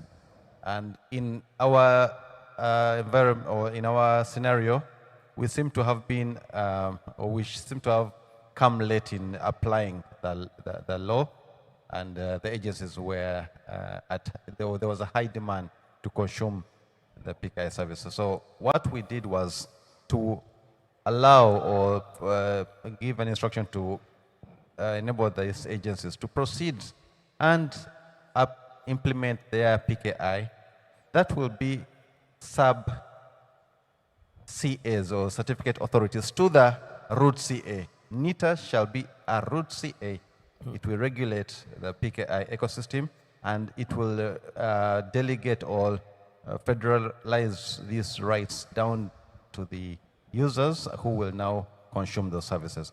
So if we're not running at the same page, we allow them to proceed while we also get up to speed to enable us to be a route or a country CA with a national PKI. That's the method that we took. Nevertheless, it makes the story a lot more richer. It's richer, it's more complex, because there is a codependency. They cannot do it without you, and you cannot do it without them. So it's really the perfect partnership, and this is why we believe you are both co-stewards. I want to hear the perspective from Côte d'Ivoire, because you've got an ecosystem. So Côte d'Ivoire, what do you think the role of PKI relative to digital identity and how it makes things more interesting?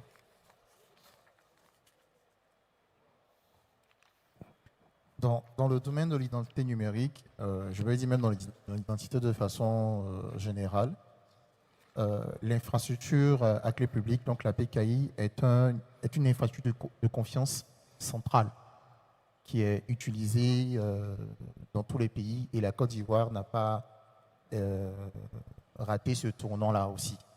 De façon particulière, on a le modèle de confiance que la Côte d'Ivoire a adopté.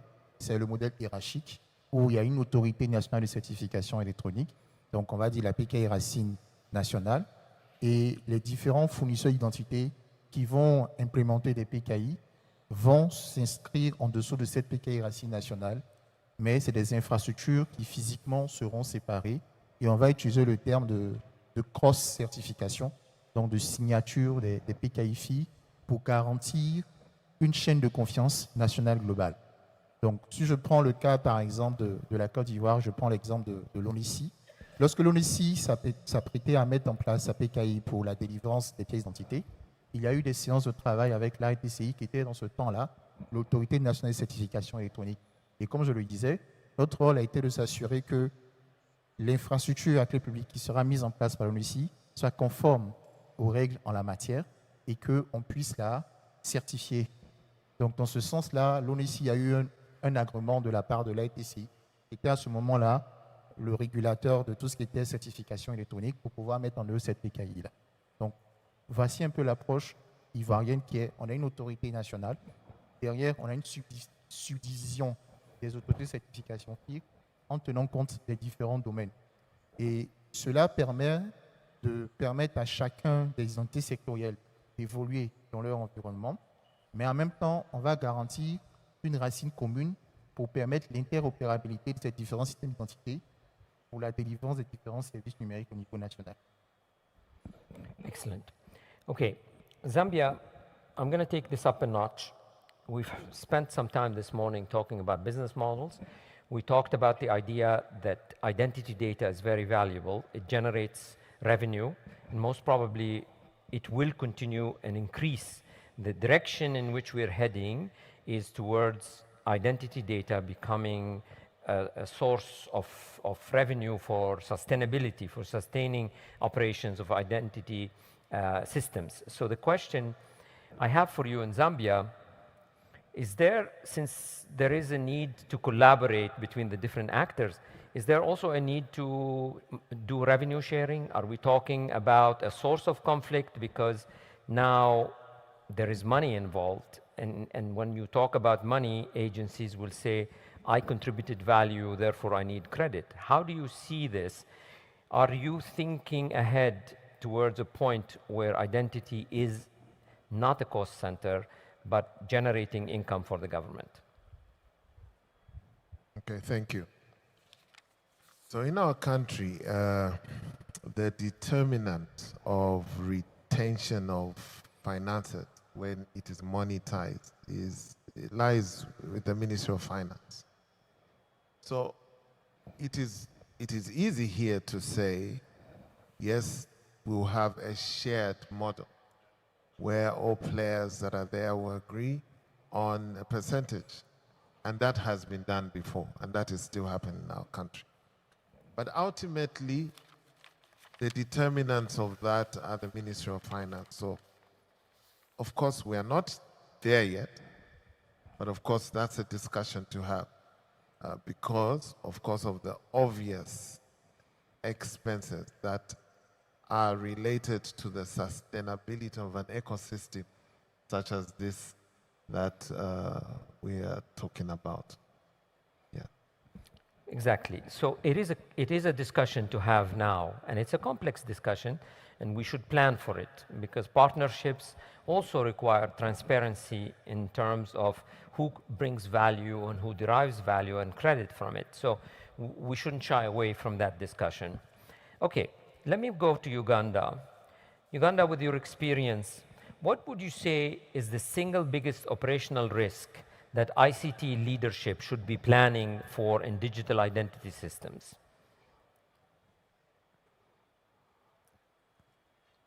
The biggest risk is, and I'll speak from the experience on our side, is yes. the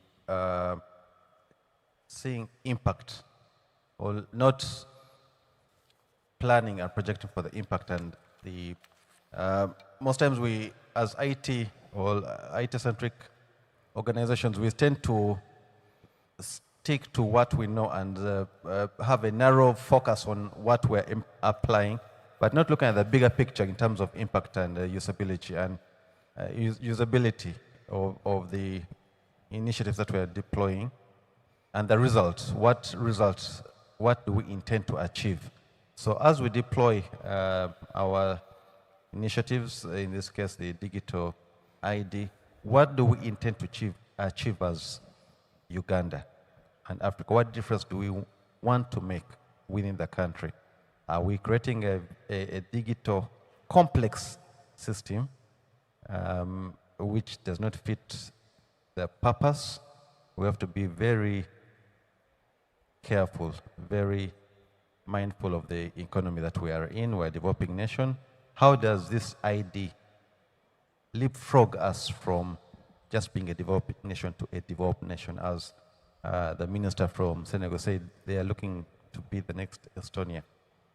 Are we doing a copy and paste that will be more complex, or do we go homegrown and provide solutions that are coming from the grassroots, and that is going to be more adaptable within? So if we are not observant of that, that's the biggest risk as leaders in the sector. Thank you. It's a very interesting perspective, but Mary Karima, I'm surprised by the answer of Dr. Hatweb, because I would have thought that today, without digital identity being in the hands of all types of people, millions of people, etc., the doors are closed, meaning access is very limited. And the minute you open up digital identity, the cybersecurity threat might become the catastrophe that can happen. These honeypots of data could become very attractive to the criminals. We've seen it in Singapore. We've seen it in very developed countries. They were running around, everything is fine, until the day they started putting out digital identity, and all of a sudden, the criminals and the fraud networks were going for that valuable data. Mary Karima, how do you see cybersecurity threat in the African context? Do we have what it takes to guard against that? And the reason we didn't have breaches so far is because maybe digital identity has not been put up, or there is a bright future. We can build the capacity to protect this valuable data. In fact, for me, the greatest fear is about cybersecurity. Of course, there's also the issue of inclusivity and uptake. But the greatest fear that Africa needs to really put a lot of effort in is cybersecurity. And you know, with technology, it's moving very fast. And of course, on the cyberspace, also it's moving very fast. So therefore, it's an area that I feel we need to put a lot of effort, we need to put a lot of budget to ensure that we have our SATs, we have our security tools ready. And I think in Africa, we have more of reactive rather than being proactive. So as we go digital, we need to ensure that we have systems in place that can help us to early detect and protect our citizens as they go online. Because with the digital ID, you'll be pretty sure that there will be a lot of bridges.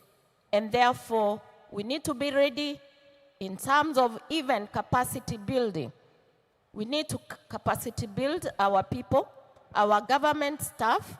We are not moving the same speed with how technology is moving. We are playing catch-ups, and therefore we need to move from catch-up to be the co-designers and be ahead of times so that we will have put our equipment, our detections early enough before our citizens start getting attacked. And the moment a citizen goes online and they are not secure, be rest assured they will not use that service. And government will end up losing the trust, the one thing that we are fighting for, so that there is a digital transformation. So for me, cybersecurity, very key, and therefore we need to put our best foot forward and bring budgets together. And Thank for you. me, I feel the way we even do our budgeting is the biggest bottleneck, where we've not identified the priorities and do even a 2-year or 3-year budgeting. We need to budget well to be protected from the cyber attacks. Thank you. Thank you. Thank you, Mary Karima. I want to remind you that on Thursday, one of the tracks is cybersecurity and digital identity. So it's a whole day track, leveraging what Mary Karima has said, that cybersecurity is not an afterthought. It has to be integral to this. I want Côte d'Ivoire to close us out with one final thought, because all of us want to scale. Pilots are not the end game. Doing a small population, few million people, is not the objective. The objective is total scale. So as systems scale, in this journey, what should the countries be watching for that's becoming harder? Is it technology? Is it governance? Is it coordination? What gets harder when you become a big thing?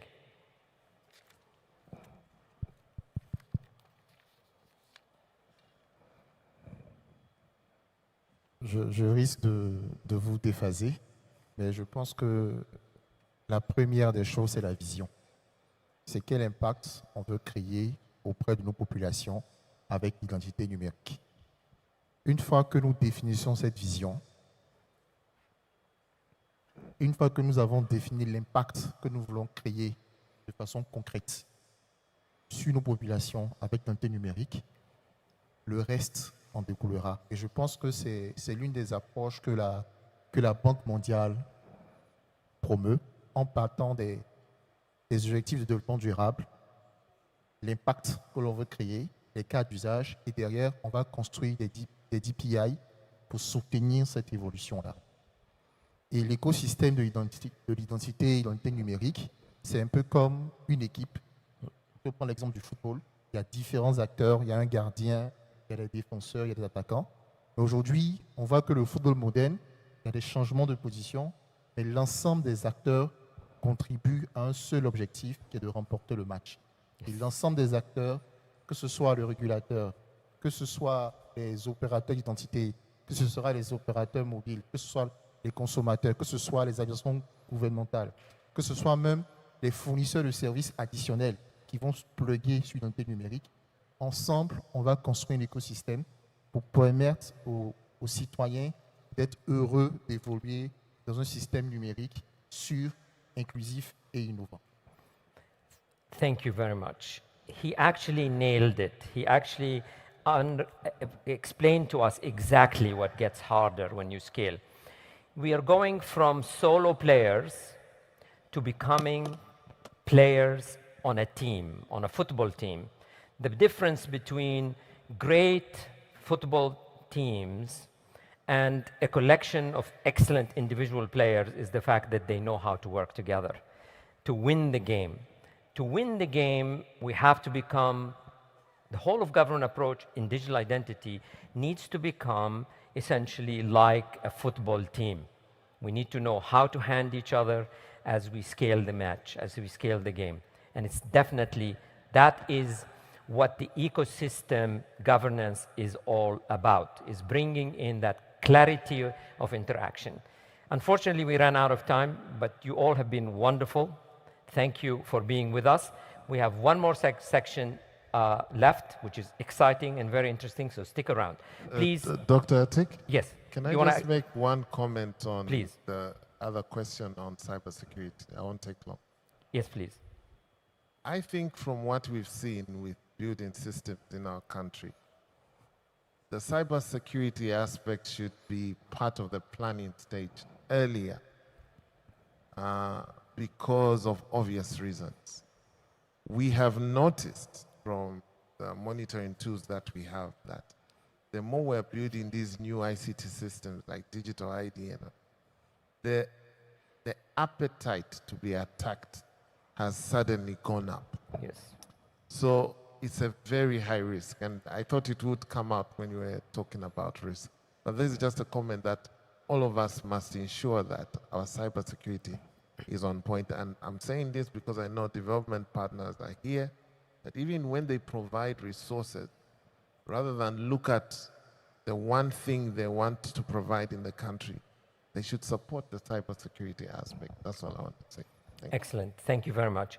Please join me in thanking the wonderful panel for their contributions. Thank you very much. We need to continue in the interest of time. We have one segment left. And, you know, today we spent time talking about identity systems becoming permanent national infrastructure. And with that, risk profiles change. It is no longer just about breaches or attacks. It's about trust erosion. It's about technological disruptions. It's about architectural decisions that can lock countries in or weaken them for decades. So we are facing something very different, something we have never faced before. This segment is not about fear. It is about preparedness. We want to prepare for what is coming, because the systems we are building are now exposed to risks that did not exist before, risks that operate at scale and over time. So on day 3 and day 4, we will have several tracks that will talk about cybersecurity, safeguards. These would be complementary to what will be discussed in this session today. Today, I'm very pleased to have with me 3 thought leaders, which I asked to come to the stage: Sebastian Marcel, Christopher Hornick, and Tariq Malik. Please join me on the stage.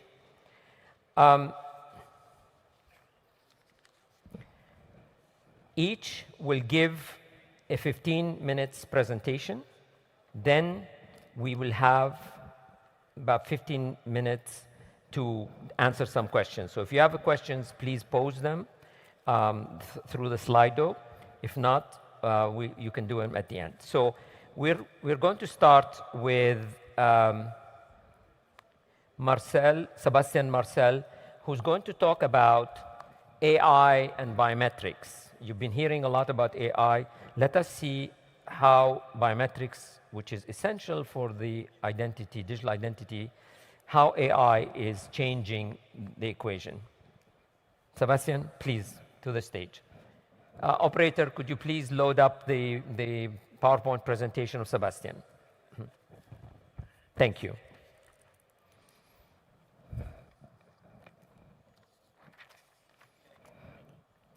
Yes, take this mic. Unfortunately, this is not his presentation. This is Christopher Hornick's presentation. Yes, indeed. Please swap the presentation. Or we swap the speaker. Or we swap the speaker, whatever you want. If you're having problems, we swap the speaker. Let's swap the speaker. Keep it, keep it, keep it. Sorry about that. No. Okay. Okay, they want Sebastian. Okay, Sebastian. All right. So, no deepfakes. So, thank you for the invitation. Thank you very much, Joseph. This is a very nice opportunity for me to be here.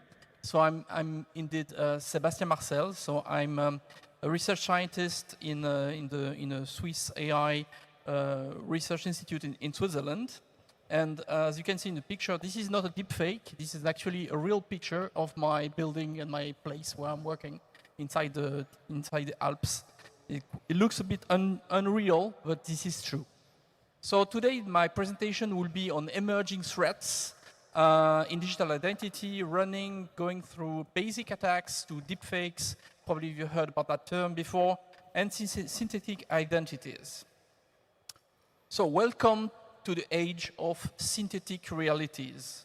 All those face images you can see here don't exist. Those persons don't exist. They are all fake images. When we talk about identity systems, engineers like to make this type of drawings where they are going to this kind of a technical view of what is an identity system looks like in practice. And what we like to do when we talk about vulnerabilities is to identify the attack points.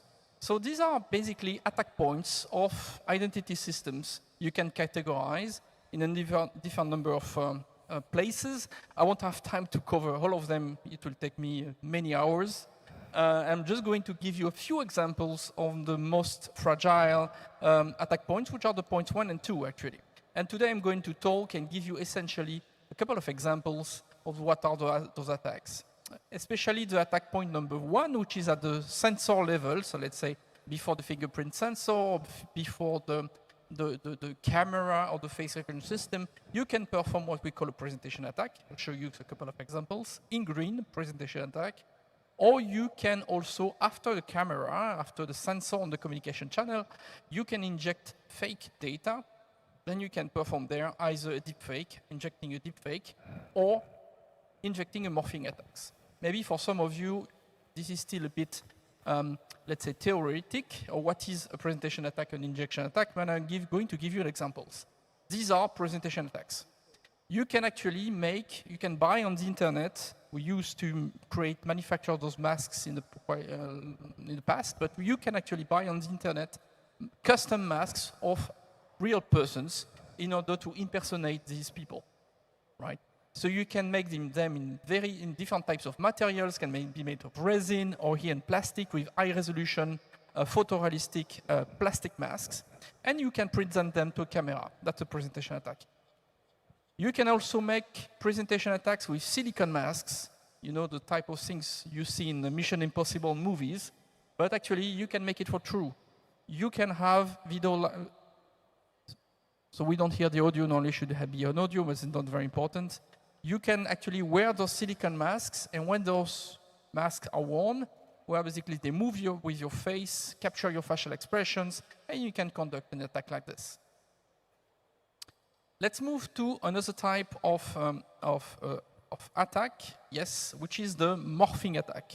Maybe some of you which are in the identity space, in the ID document space, you are aware of this form of attack. This is an attack where two people, let's say criminal and accomplice, they are going to work together and they are going to mix their two images that is going to be, let's say, injected in the fabrication process of an identity document, which means that on the card, you will have a face, which is a blend of two faces, and then these blended faces can be used to recognize two people. That's a morph. You can make those morphs in multiple ways here, showing you some couple of examples. In the two blue on the top, you have two different persons. These two ladies are very different persons, and their faces can be blended together in many different ways, with different, basically, algorithms you can find on the internet, open source. All the red boxes are different ways to create morphs of those two faces. And then these morphs present very, very different type of vulnerabilities. You can also make a deepfake. Probably you've heard about this term quite often nowadays, but originally we need to remember that the deepfake is essentially a face swap. This is essentially an AI system, one of the preliminary generative AI algorithms, which was used to convert the face of someone into the face of someone else. So you have this pairing mechanism. Afterwards, when you have trained this encoder, you can do the deepfake. For instance, you can have this video of the attacker here. So, operator, can we have audio, please? No, it's too late. So we have the attacker. The attacker moves his face, says something, and then we could try to attack the victim. I'm going to play a video of the victim.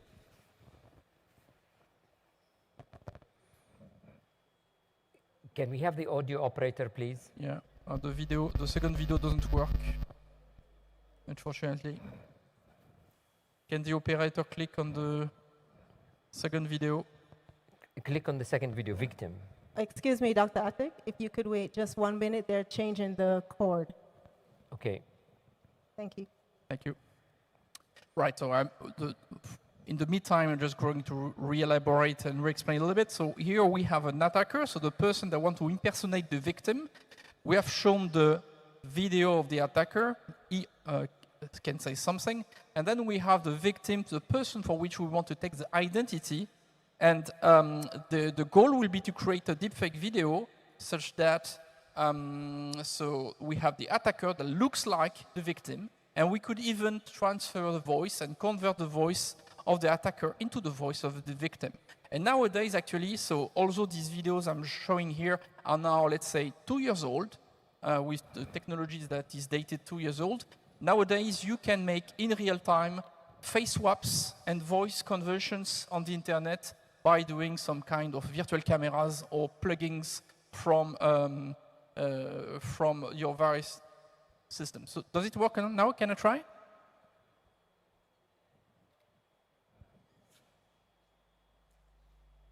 Apparently I cannot. Apparently they're still having some technical difficulty. Sebastian, can you explain it? Yes, I'm going to Seems explain like it again. Technical difficulties. Technical difficulties, yes. So, and then the third, so we can simply skip that slide and we'll go to the second slide. That's a pity because we would have seen in the third video the result of the deepfake. So basically you are going to have the attacker saying something, and at some point in time you are going to have the face that changes. So here we are just changing the face. Like in the example on the top, we have trained a generative AI system to convert the face of someone in the face of someone else. Then we can face swap, basically, remove the face of the attacker, put the face of the victim on the top. Ah, voila, this is playing now. So this is the attacker again. Can you play the victim, please? The second video. The second video, please click on the second video. Ah, well, we have the audio now. That's good. Yes, that was the first for the attacker. Second, please. My name is Belda Dupont, and I live rue Petite Fusterie. Right, so you could hear that the voice was also different. Can you play the third one, please? Planty, and I live Boulevard Daslas. My account number is 4, 5, 3, 9, 6, 7, 2, 7, 6, 0, 7, 6, 1, 5, 7, 5. Le code est 9, 8, 7, 6, 5, 4, 3, 2, 1, 0. Boom. So what we have done here is that we have verified that this face swap and this voice, which is converted, could bypass a face recognition system and a voice recognition system. So next slide, please. Next slide. Yes, next slide, please. My name is Belda Dupont. Not and next I video. live rue Next Petite slide. Advance the Fusterie. slide. My name is Aya Duplanty. And I live Boulevard Daslas. Thank you. There is also other types of deepfakes we can do. You can also make deepfakes of identity documents. 2 years ago, I found on a Telegram channel the possibility to buy in Russia AI-generated images of identity documents. So essentially, for a number of KYC applications where you need to show your a selfie and you show to show the camera your identity card, where essentially you can now have let's say, fancy mechanisms to create manipulated identity cards or completely faked identity cards. And in those identity cards, there are many things you can do. So you can try to manipulate. You can manipulate the face image. You can deepfake it by doing a face swap, essentially, like I presented. You can inject a morph as well. But you can also use the generative AI technologies to change the text of the different biographic information in the identity card. You can change the text, the birth date, or the numbers, and generative AI will allow to preserve the font and the background. Last slide, please. Oh, not the last one, but the next one. Thank you. Anyway, so I don't want to create basically false alarms. Here are the threats, but of course there are mitigation technologies, and researchers, scientists, and companies are now deploying technologies to detect most of these attacks. However, I would say this is an arms race, so we'll still be basically informed of what are the novel forms of attacks in order to make sure that attack detection mechanisms can generalize. To detect presentation attacks, you have technologies called presentation attack detection technologies, PAT for short, such as liveness detection. Also, you can use multispectral information. You can also use multimodal information, like combining face and voice, for instance. And for detection of morphing and deepfakes, you have also specific detection technologies. And just for those of you which are interested about the emerging technologies to do attack detection, since those attacks becomes very, very realistic nowadays, we can investigate, you can use foundation models. Next slide, please. And that will be probably my last. So, and we can come to a key question. So many of you are either vendors or you need to procure technologies from those vendors. And the question is, should I trust or how can I trust a technology vendor? Well, this, of course, I have an answer for you, but probably not a very good, not a one that you would probably appreciate because there is a cost to that. Is that what is important to keep in mind is the term testing. Testing. Here, certification the key. You need to make sure that you have the capability to test yourself the technology or to rely on a third party, independent third party that is capable, which has the capacity to do this testing. Fortunately, there are many tools and instruments which are available. You have international standards that exist. You can refer to them. And you have also a number of independent testing labs in the world also that exist. For instance, for biometrics, you have the number of labs which are accredited by the FIDO Alliance to certify products. Thank you. Next and final slide. So if you have questions, you can slide I think. And also, you can join us on Thursday for the track 2.2. Thank you very much. Thank you, Sebastian. Thank you. Okay, let us continue with the next major risk, which is quantum computing, quantum computers, and how they may break your PKI. So let's hear the bad and the good and the ugly of this story. ICAO, our partner, they are the most concerned with this because of the passport. So let's start the first slide, the one you had before. Yes. Okay, well, good evening, and thank you very much, Dr. Attic, for the invitation. I'm honored to address ID for Africa 2020-26, the AGM. I'm also very grateful to the Ivory Coast for hosting this amazing meeting. It's really a very dynamic environment, and I'm pleased to be here. I was also very happy to hear that we were referencing football quotes earlier, because one of my favorite quotes from football, I'm a huge fan, I'm a football coach myself, a youth football coach, defense wins championships. Excellent. And I think cybersecurity and defense obviously is part of this presentation. So I'm going to have a brief presentation here on ICAO Doc 9303, the background and our trust framework, and of course the threat coming from quantum computing, specifically to our trust framework. So, as background, we have our governance on the left.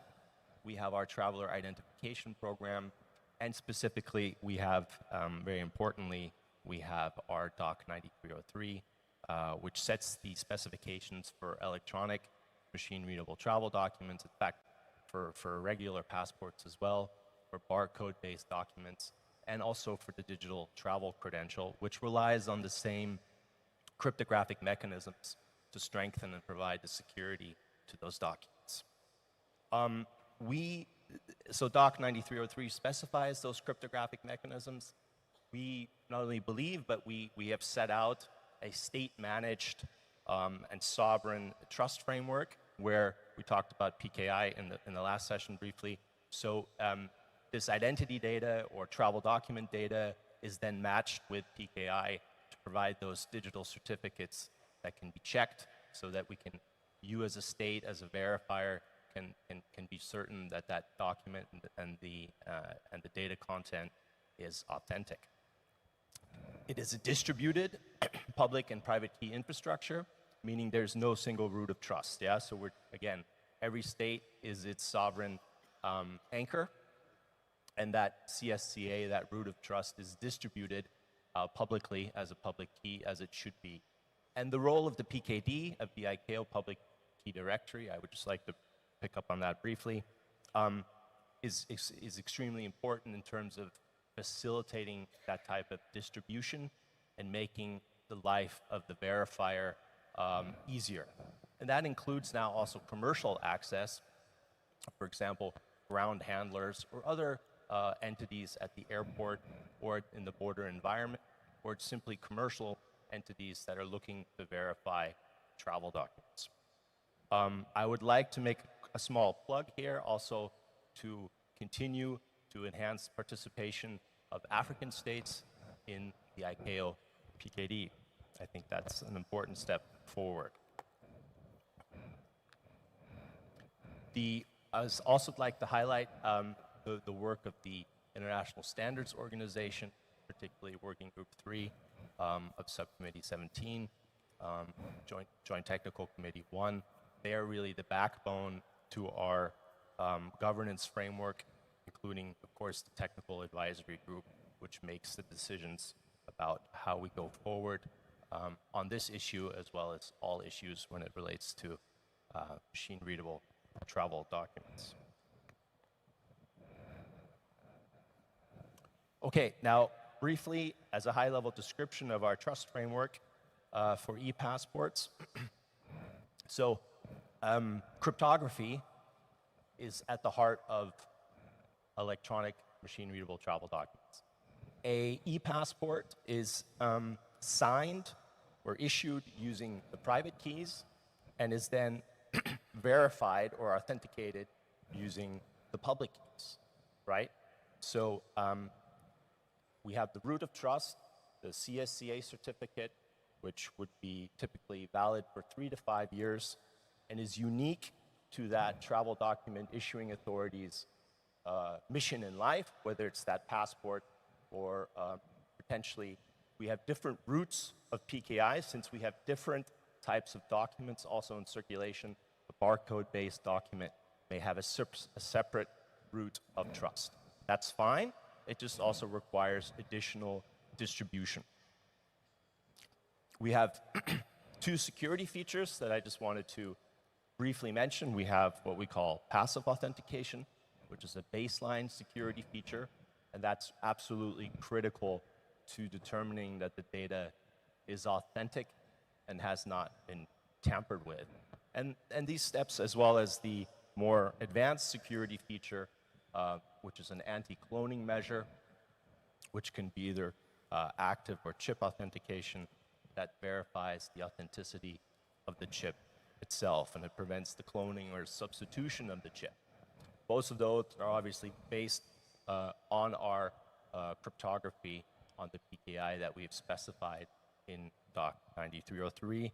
And both of these steps are also extremely critical to the effective use of the digital travel credential.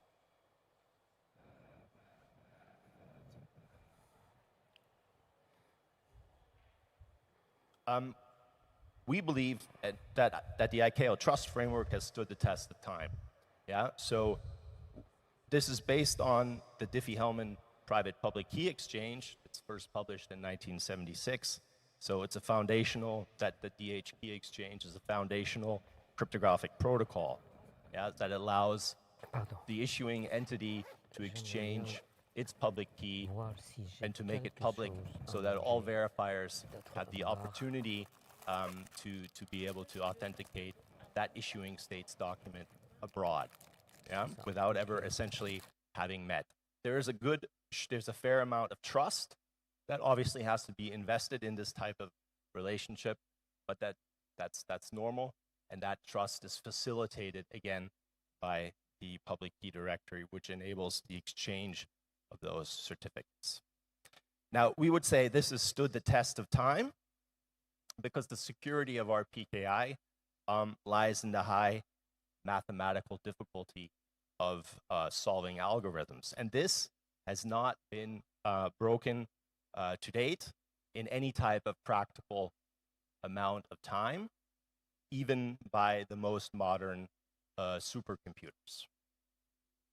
Okay, now that's completely different from if the CSCA private key has been compromised or things of this nature. That's not the same thing. Yeah, what we're talking about is that that modern supercomputers at this juncture have not been able to break the Diffie-Hellman key exchange based on our ICAO Doc 9303 specifications. However, let's talk about the future. And although it's still under development, quantum computing is set to provide an exponential boost in computing power, including for cryptography and, of course, against it. And what we mean here is against traditional cryptography, including as we have currently specified it for passports. So quantum computing suggests, the recent developments have suggested and that have sort of indicated that this will provide an unmatched, unforeseen type of computing speed and capability. So quantum processors would be able to perform very specific, very complex tasks in minutes or even seconds that currently would take hundreds of years. So this clearly, quantum computing, the technical advisory group at ICAO has identified this as a definitive threat to our current classical cryptography, to our trust framework. So something has to be done. And we don't know when quantum computers will be injected into this ecosystem, when they will be working for us and when they will be working against us as such. But this Q day is coming, this Q day is looming, and ICAO is preparing itself. So we have recognized that the threat from quantum computing to our trust framework, to our private public key infrastructure is urgent. That's particularly the case since our passports are valid up to 10 years. So I'm set to apply for a new passport fairly soon, maybe this year or maybe next year, and that passport is valid up until 2037. So we don't know when Q day is coming, if it is 2030 or 2035, but it is in the foreseeable future. And that would then represent a threat to millions of documents that are in circulation or are still to be issued and would be in circulation for 10 years to come. The highest risk falls squarely on the most used and the most common form of our security features, which is the data authentication part, which we consider mandatory for the inspection of all e-passports, and certainly for the inspection of the digital travel credential as well. So the severity of the threat to passive authentication is very clear, very present, and presents the highest risk. It would probably create a huge amount of damage in terms of eroding the trust in the border control environment and the entire travel ecosystem. Also affected would be the other cryptographic protocols related to anti-cloning and even to access control to the chip itself, as well as to sensitive biometrics such as fingerprints.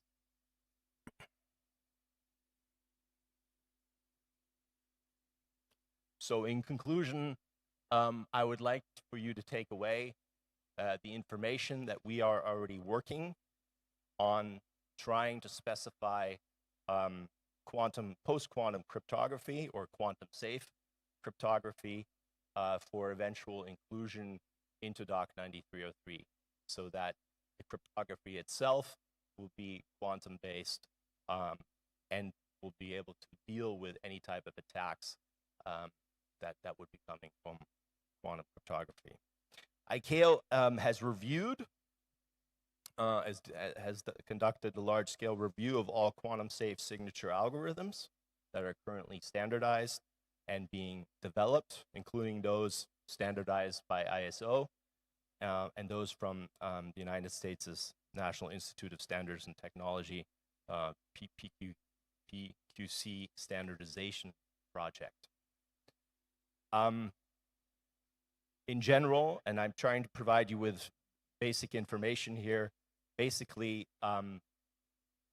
there's been a fair amount of discussion already, and we're looking at trying to develop a feasible timeline that will make it convenient as possible to migrate to a type of quantum safe mechanism.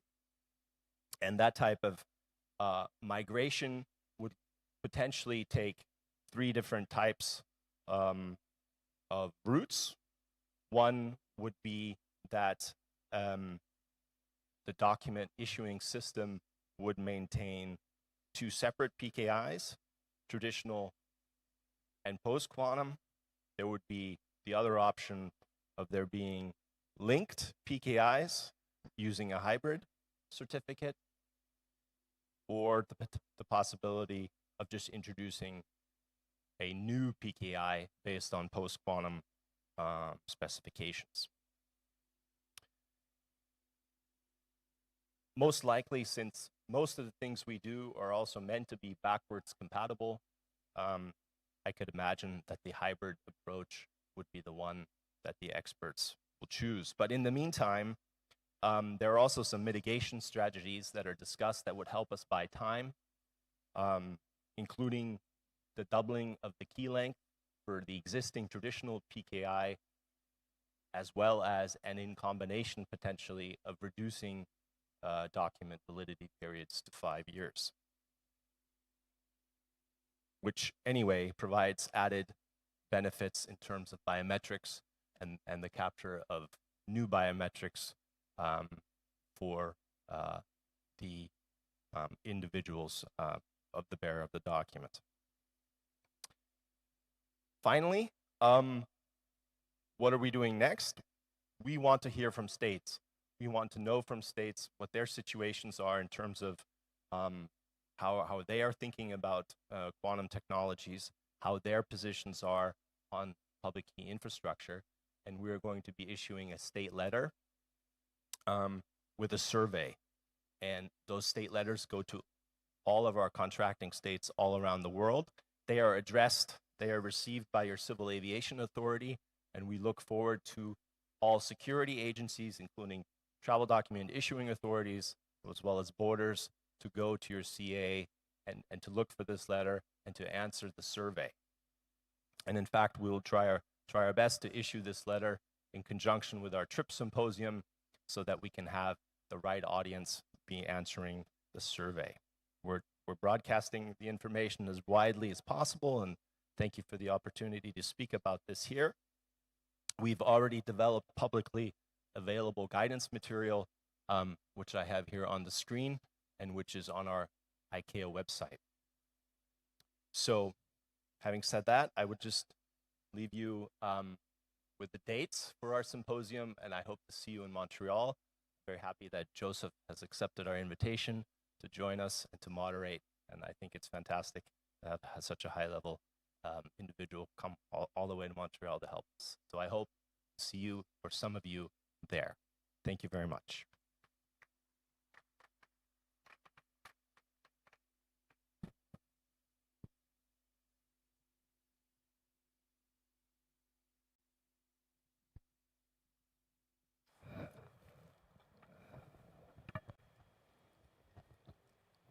Thank you very much. Before I start, there is a little bit of disclaimer. This presentation that I'm giving this presentation as a student and lifelong learner of identity and identity ecosystems and APIs, and a practitioner also. This has, this does not reflect the views of the institution that I have worked with, may it be as independent consultant of World Bank or UNDP, or even as Chairman NADRA, because my last assignment was when I worked as Chairman NADRA, I tried to craft the digital identity system through the lens of citizen.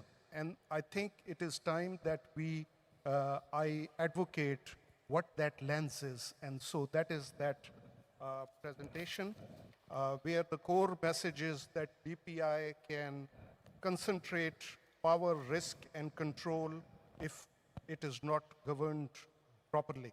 So we always see DPI with a positive curiosity in all these conferences. But there is a risk-based curiosity also, if we see it from the lens of the citizen. DPI, no doubt, is transforming how states serve citizens, but the same systems that scale inclusion can also concentrate power, risks, and control. So today I will show where that happens and how to design against it. I'm writing a research paper with some university professors, so this is part of that. So my tone, once again, is not anti-DPI, but it is pro-governance.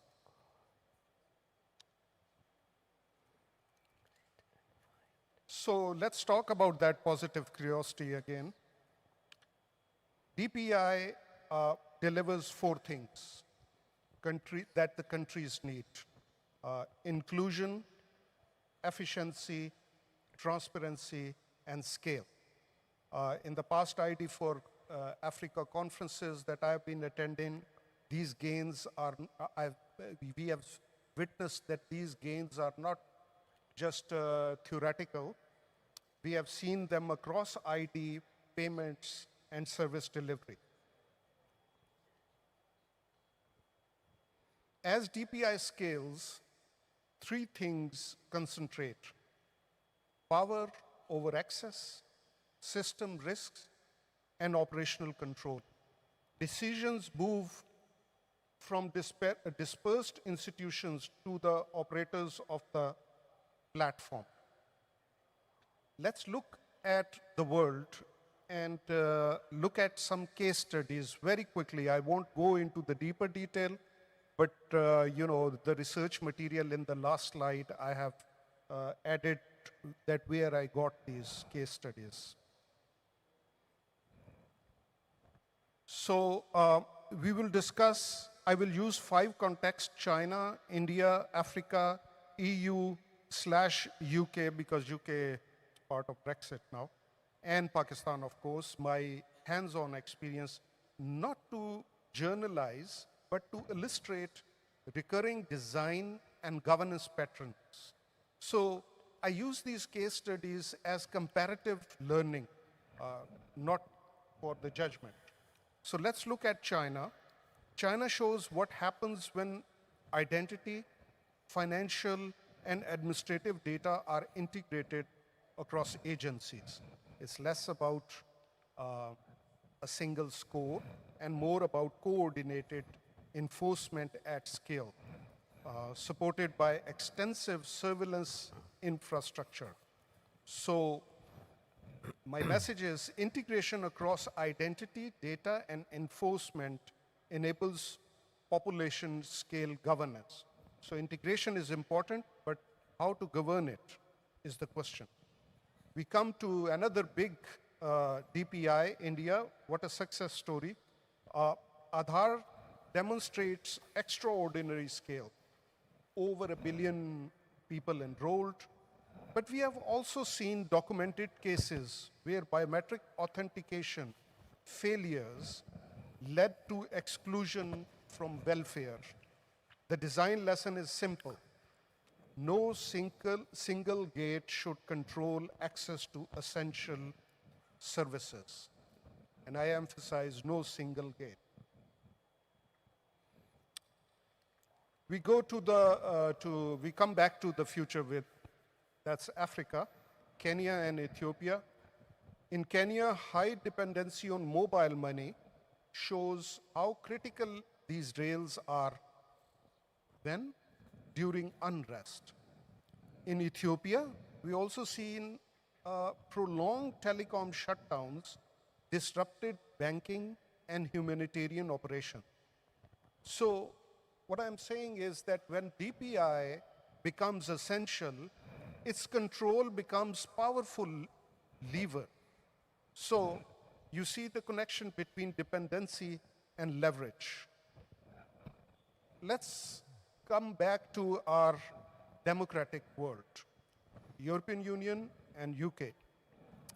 Even stronger democracies struggle to govern these capabilities. In Europe and UK, you all know debates on facial recognition, scanning of communication, and financial deplatforming show the same tension. What are those tensions? Capabilities are advancing faster than the governance frameworks, way faster than the governance framework. Come back to my own country, Pakistan. In Pakistan, DPI delivered inclusion at scale, financial access, remittance, social protection, but it also shows us a second pattern. When systems threaten entrenched interest, the middle layer, the bureaucrats and the people who are part and parcel of that system, they can these systems then start facing institutional pushback. So scale and governance must advance together because it's a dual edge.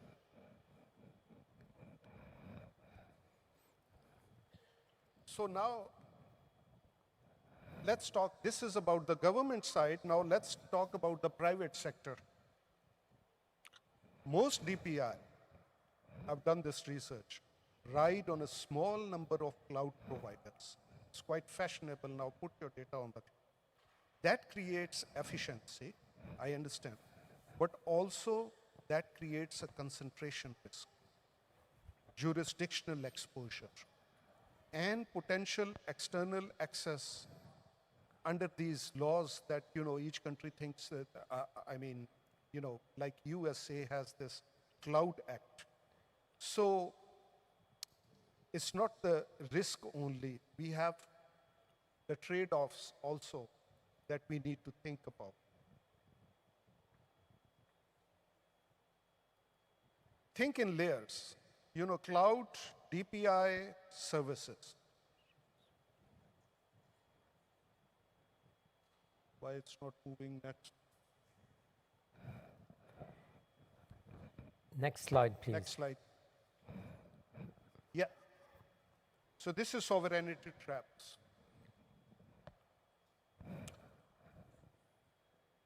And I said, think about in layers. Back. No, back. I think we're moving too fast. Back. Yes. So think about this risk in layers from bottom to top. Most DPI actually use this cloud service. So you have a cloud provider. A disruption or control point at the base propagates upward, affecting identity, payments, and ultimately citizens' access to service. And that creates a sovereignty risk, and the control shifts. As the system matures, control can migrate from elected institutions to platform operators, and further to underlying architecture. So what is the policy question? The policy question is who ultimately holds operational authority? We discussed the risk of AI also. I just touched upon the cloud part. But there is AI risk, there is cybersecurity that we are talking tomorrow, Joseph, a whole session about it. But AI has fundamentally changed that threat model as well. The barrier to attack has collapsed. Capabilities that required advanced expertise are now accessible through prompts. At the same time, much of our critical infrastructure runs on legacy system not designed for this environment, as you just saw in the previous presentation. So, because this is the last presentation, let me wake you up with the failures, simulation. Next slide. Next slide. Yes. So here is failure that looks like. Hour 1, your identity authentication fails. Hour 4, payment system is failing. After 8 hour, welfare and banking breaks down. And after 16 hour, government services are unavailable. And after 24 hours, you have a national trust crisis. The point here is not prediction, but interdependence. So now we move from risk to reform. I have 6 remedies. In the next slide.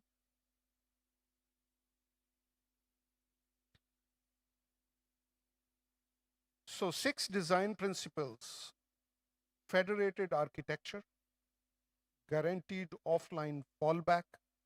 It's good that you have a cloud provider, but keep your data offline as well. Require judicial oversight for shutdown powers. Just don't shut down the networks arbitrarily. Set strict conditions for facial recognition and enforce data sovereignty and probability. Reform number 6 is very important, and that is governance. And that's, I have written a paper on it, published by Center for Global Development, and you can read about it. And I have a slide about various frameworks. We have so many safeguard models that when I was researching, and advising to various countries, I said, well, hold on, we have like UNDP, World Bank ID4D principles also, UNDESA, CGAP, GovStack, ITUCG, BOSIP. So, how to map these, that which one is relevant for which kind of situation. So I have just started that exercise, and I was noting down the tensions on the left side and then mapping it. So it is worthwhile exercise for the governments to do it, because each organization will tell you that their framework is better, but context is important.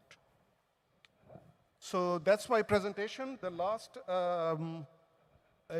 slide with the final insights is that DPI discusses success increases state capacity, DPI dependence increases systemic risk, and resilience must be designed deliberately.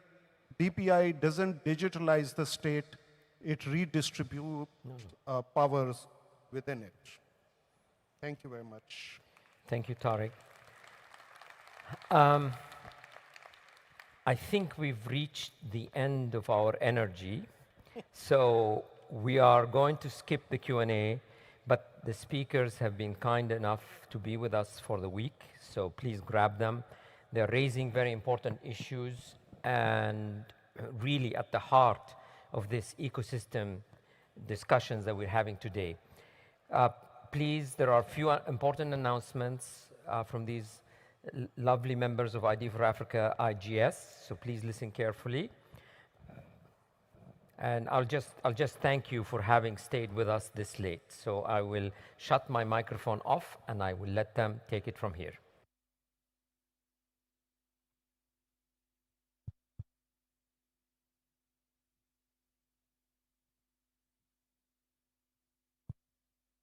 Okay. Good afternoon, ladies and gentlemen. Now it's evening, and we'd like to thank you all for being here with us today. Nous souhaitons vous remercier d'avoir été là avec nous aujourd'hui. We've now come to the end of day one of the ID for Africa 2026 event, and we hope you had an engaging and energizing day. Nous espérons que vous avez passé une excellente journée en notre présence pour ce ID for Africa 2026. So at this time, we'd like to ask you, for those who are staying at ID for Africa designated hotels, you can make your way to the buses that are in the parking lot where they dropped you off. They will also be there to pick you up. Please look out for the buses with your hotel names at the front. Vous pouvez aller sur le parking pour retrouver les bus désignés par ID for Africa. Ce sont les bus avec les noms de vos hôtels dessus. Ils vous attendront sur le parking au fond. Okay, and also in the morning, the buses will depart at about 7:30 in the morning. If you are close by at Onamo or at Pullman, that's 7:45, but please be on time because the buses will leave on time. Les bus partiront à 7h30 demain matin. Il faut que vous soyez 15 minutes à l'avance au niveau des bus. Faites attention parce que les bus partiront à l'heure, ne soyez pas en retard. And also, please leave your headsets on the seat. Please do not take them with you. Please leave your headsets because we will need them for the next day, and we will need to recharge them for the next day. Veuillez penser à laisser vos écouteurs et vos casques sur les sièges, s'il vous plaît, parce que nous devons les charger pour demain. Ne partez pas avec. Merci. Okay. And finally, just before we leave, we'd like to thank our sponsors for today, our internet sponsor, that's FaceTech, and our interpretation sponsor, which is IDACTO. We'd like to thank them for their services today. Nous remercions aussi nos sponsors, l'Internet avec FaceTech et IDACTO pour l'interprétation. Merci beaucoup. Okay, have a good evening, everyone. Enjoy the rest of it, and we hope to see you tomorrow, bright and early. Merci beaucoup et bonsoir, à demain.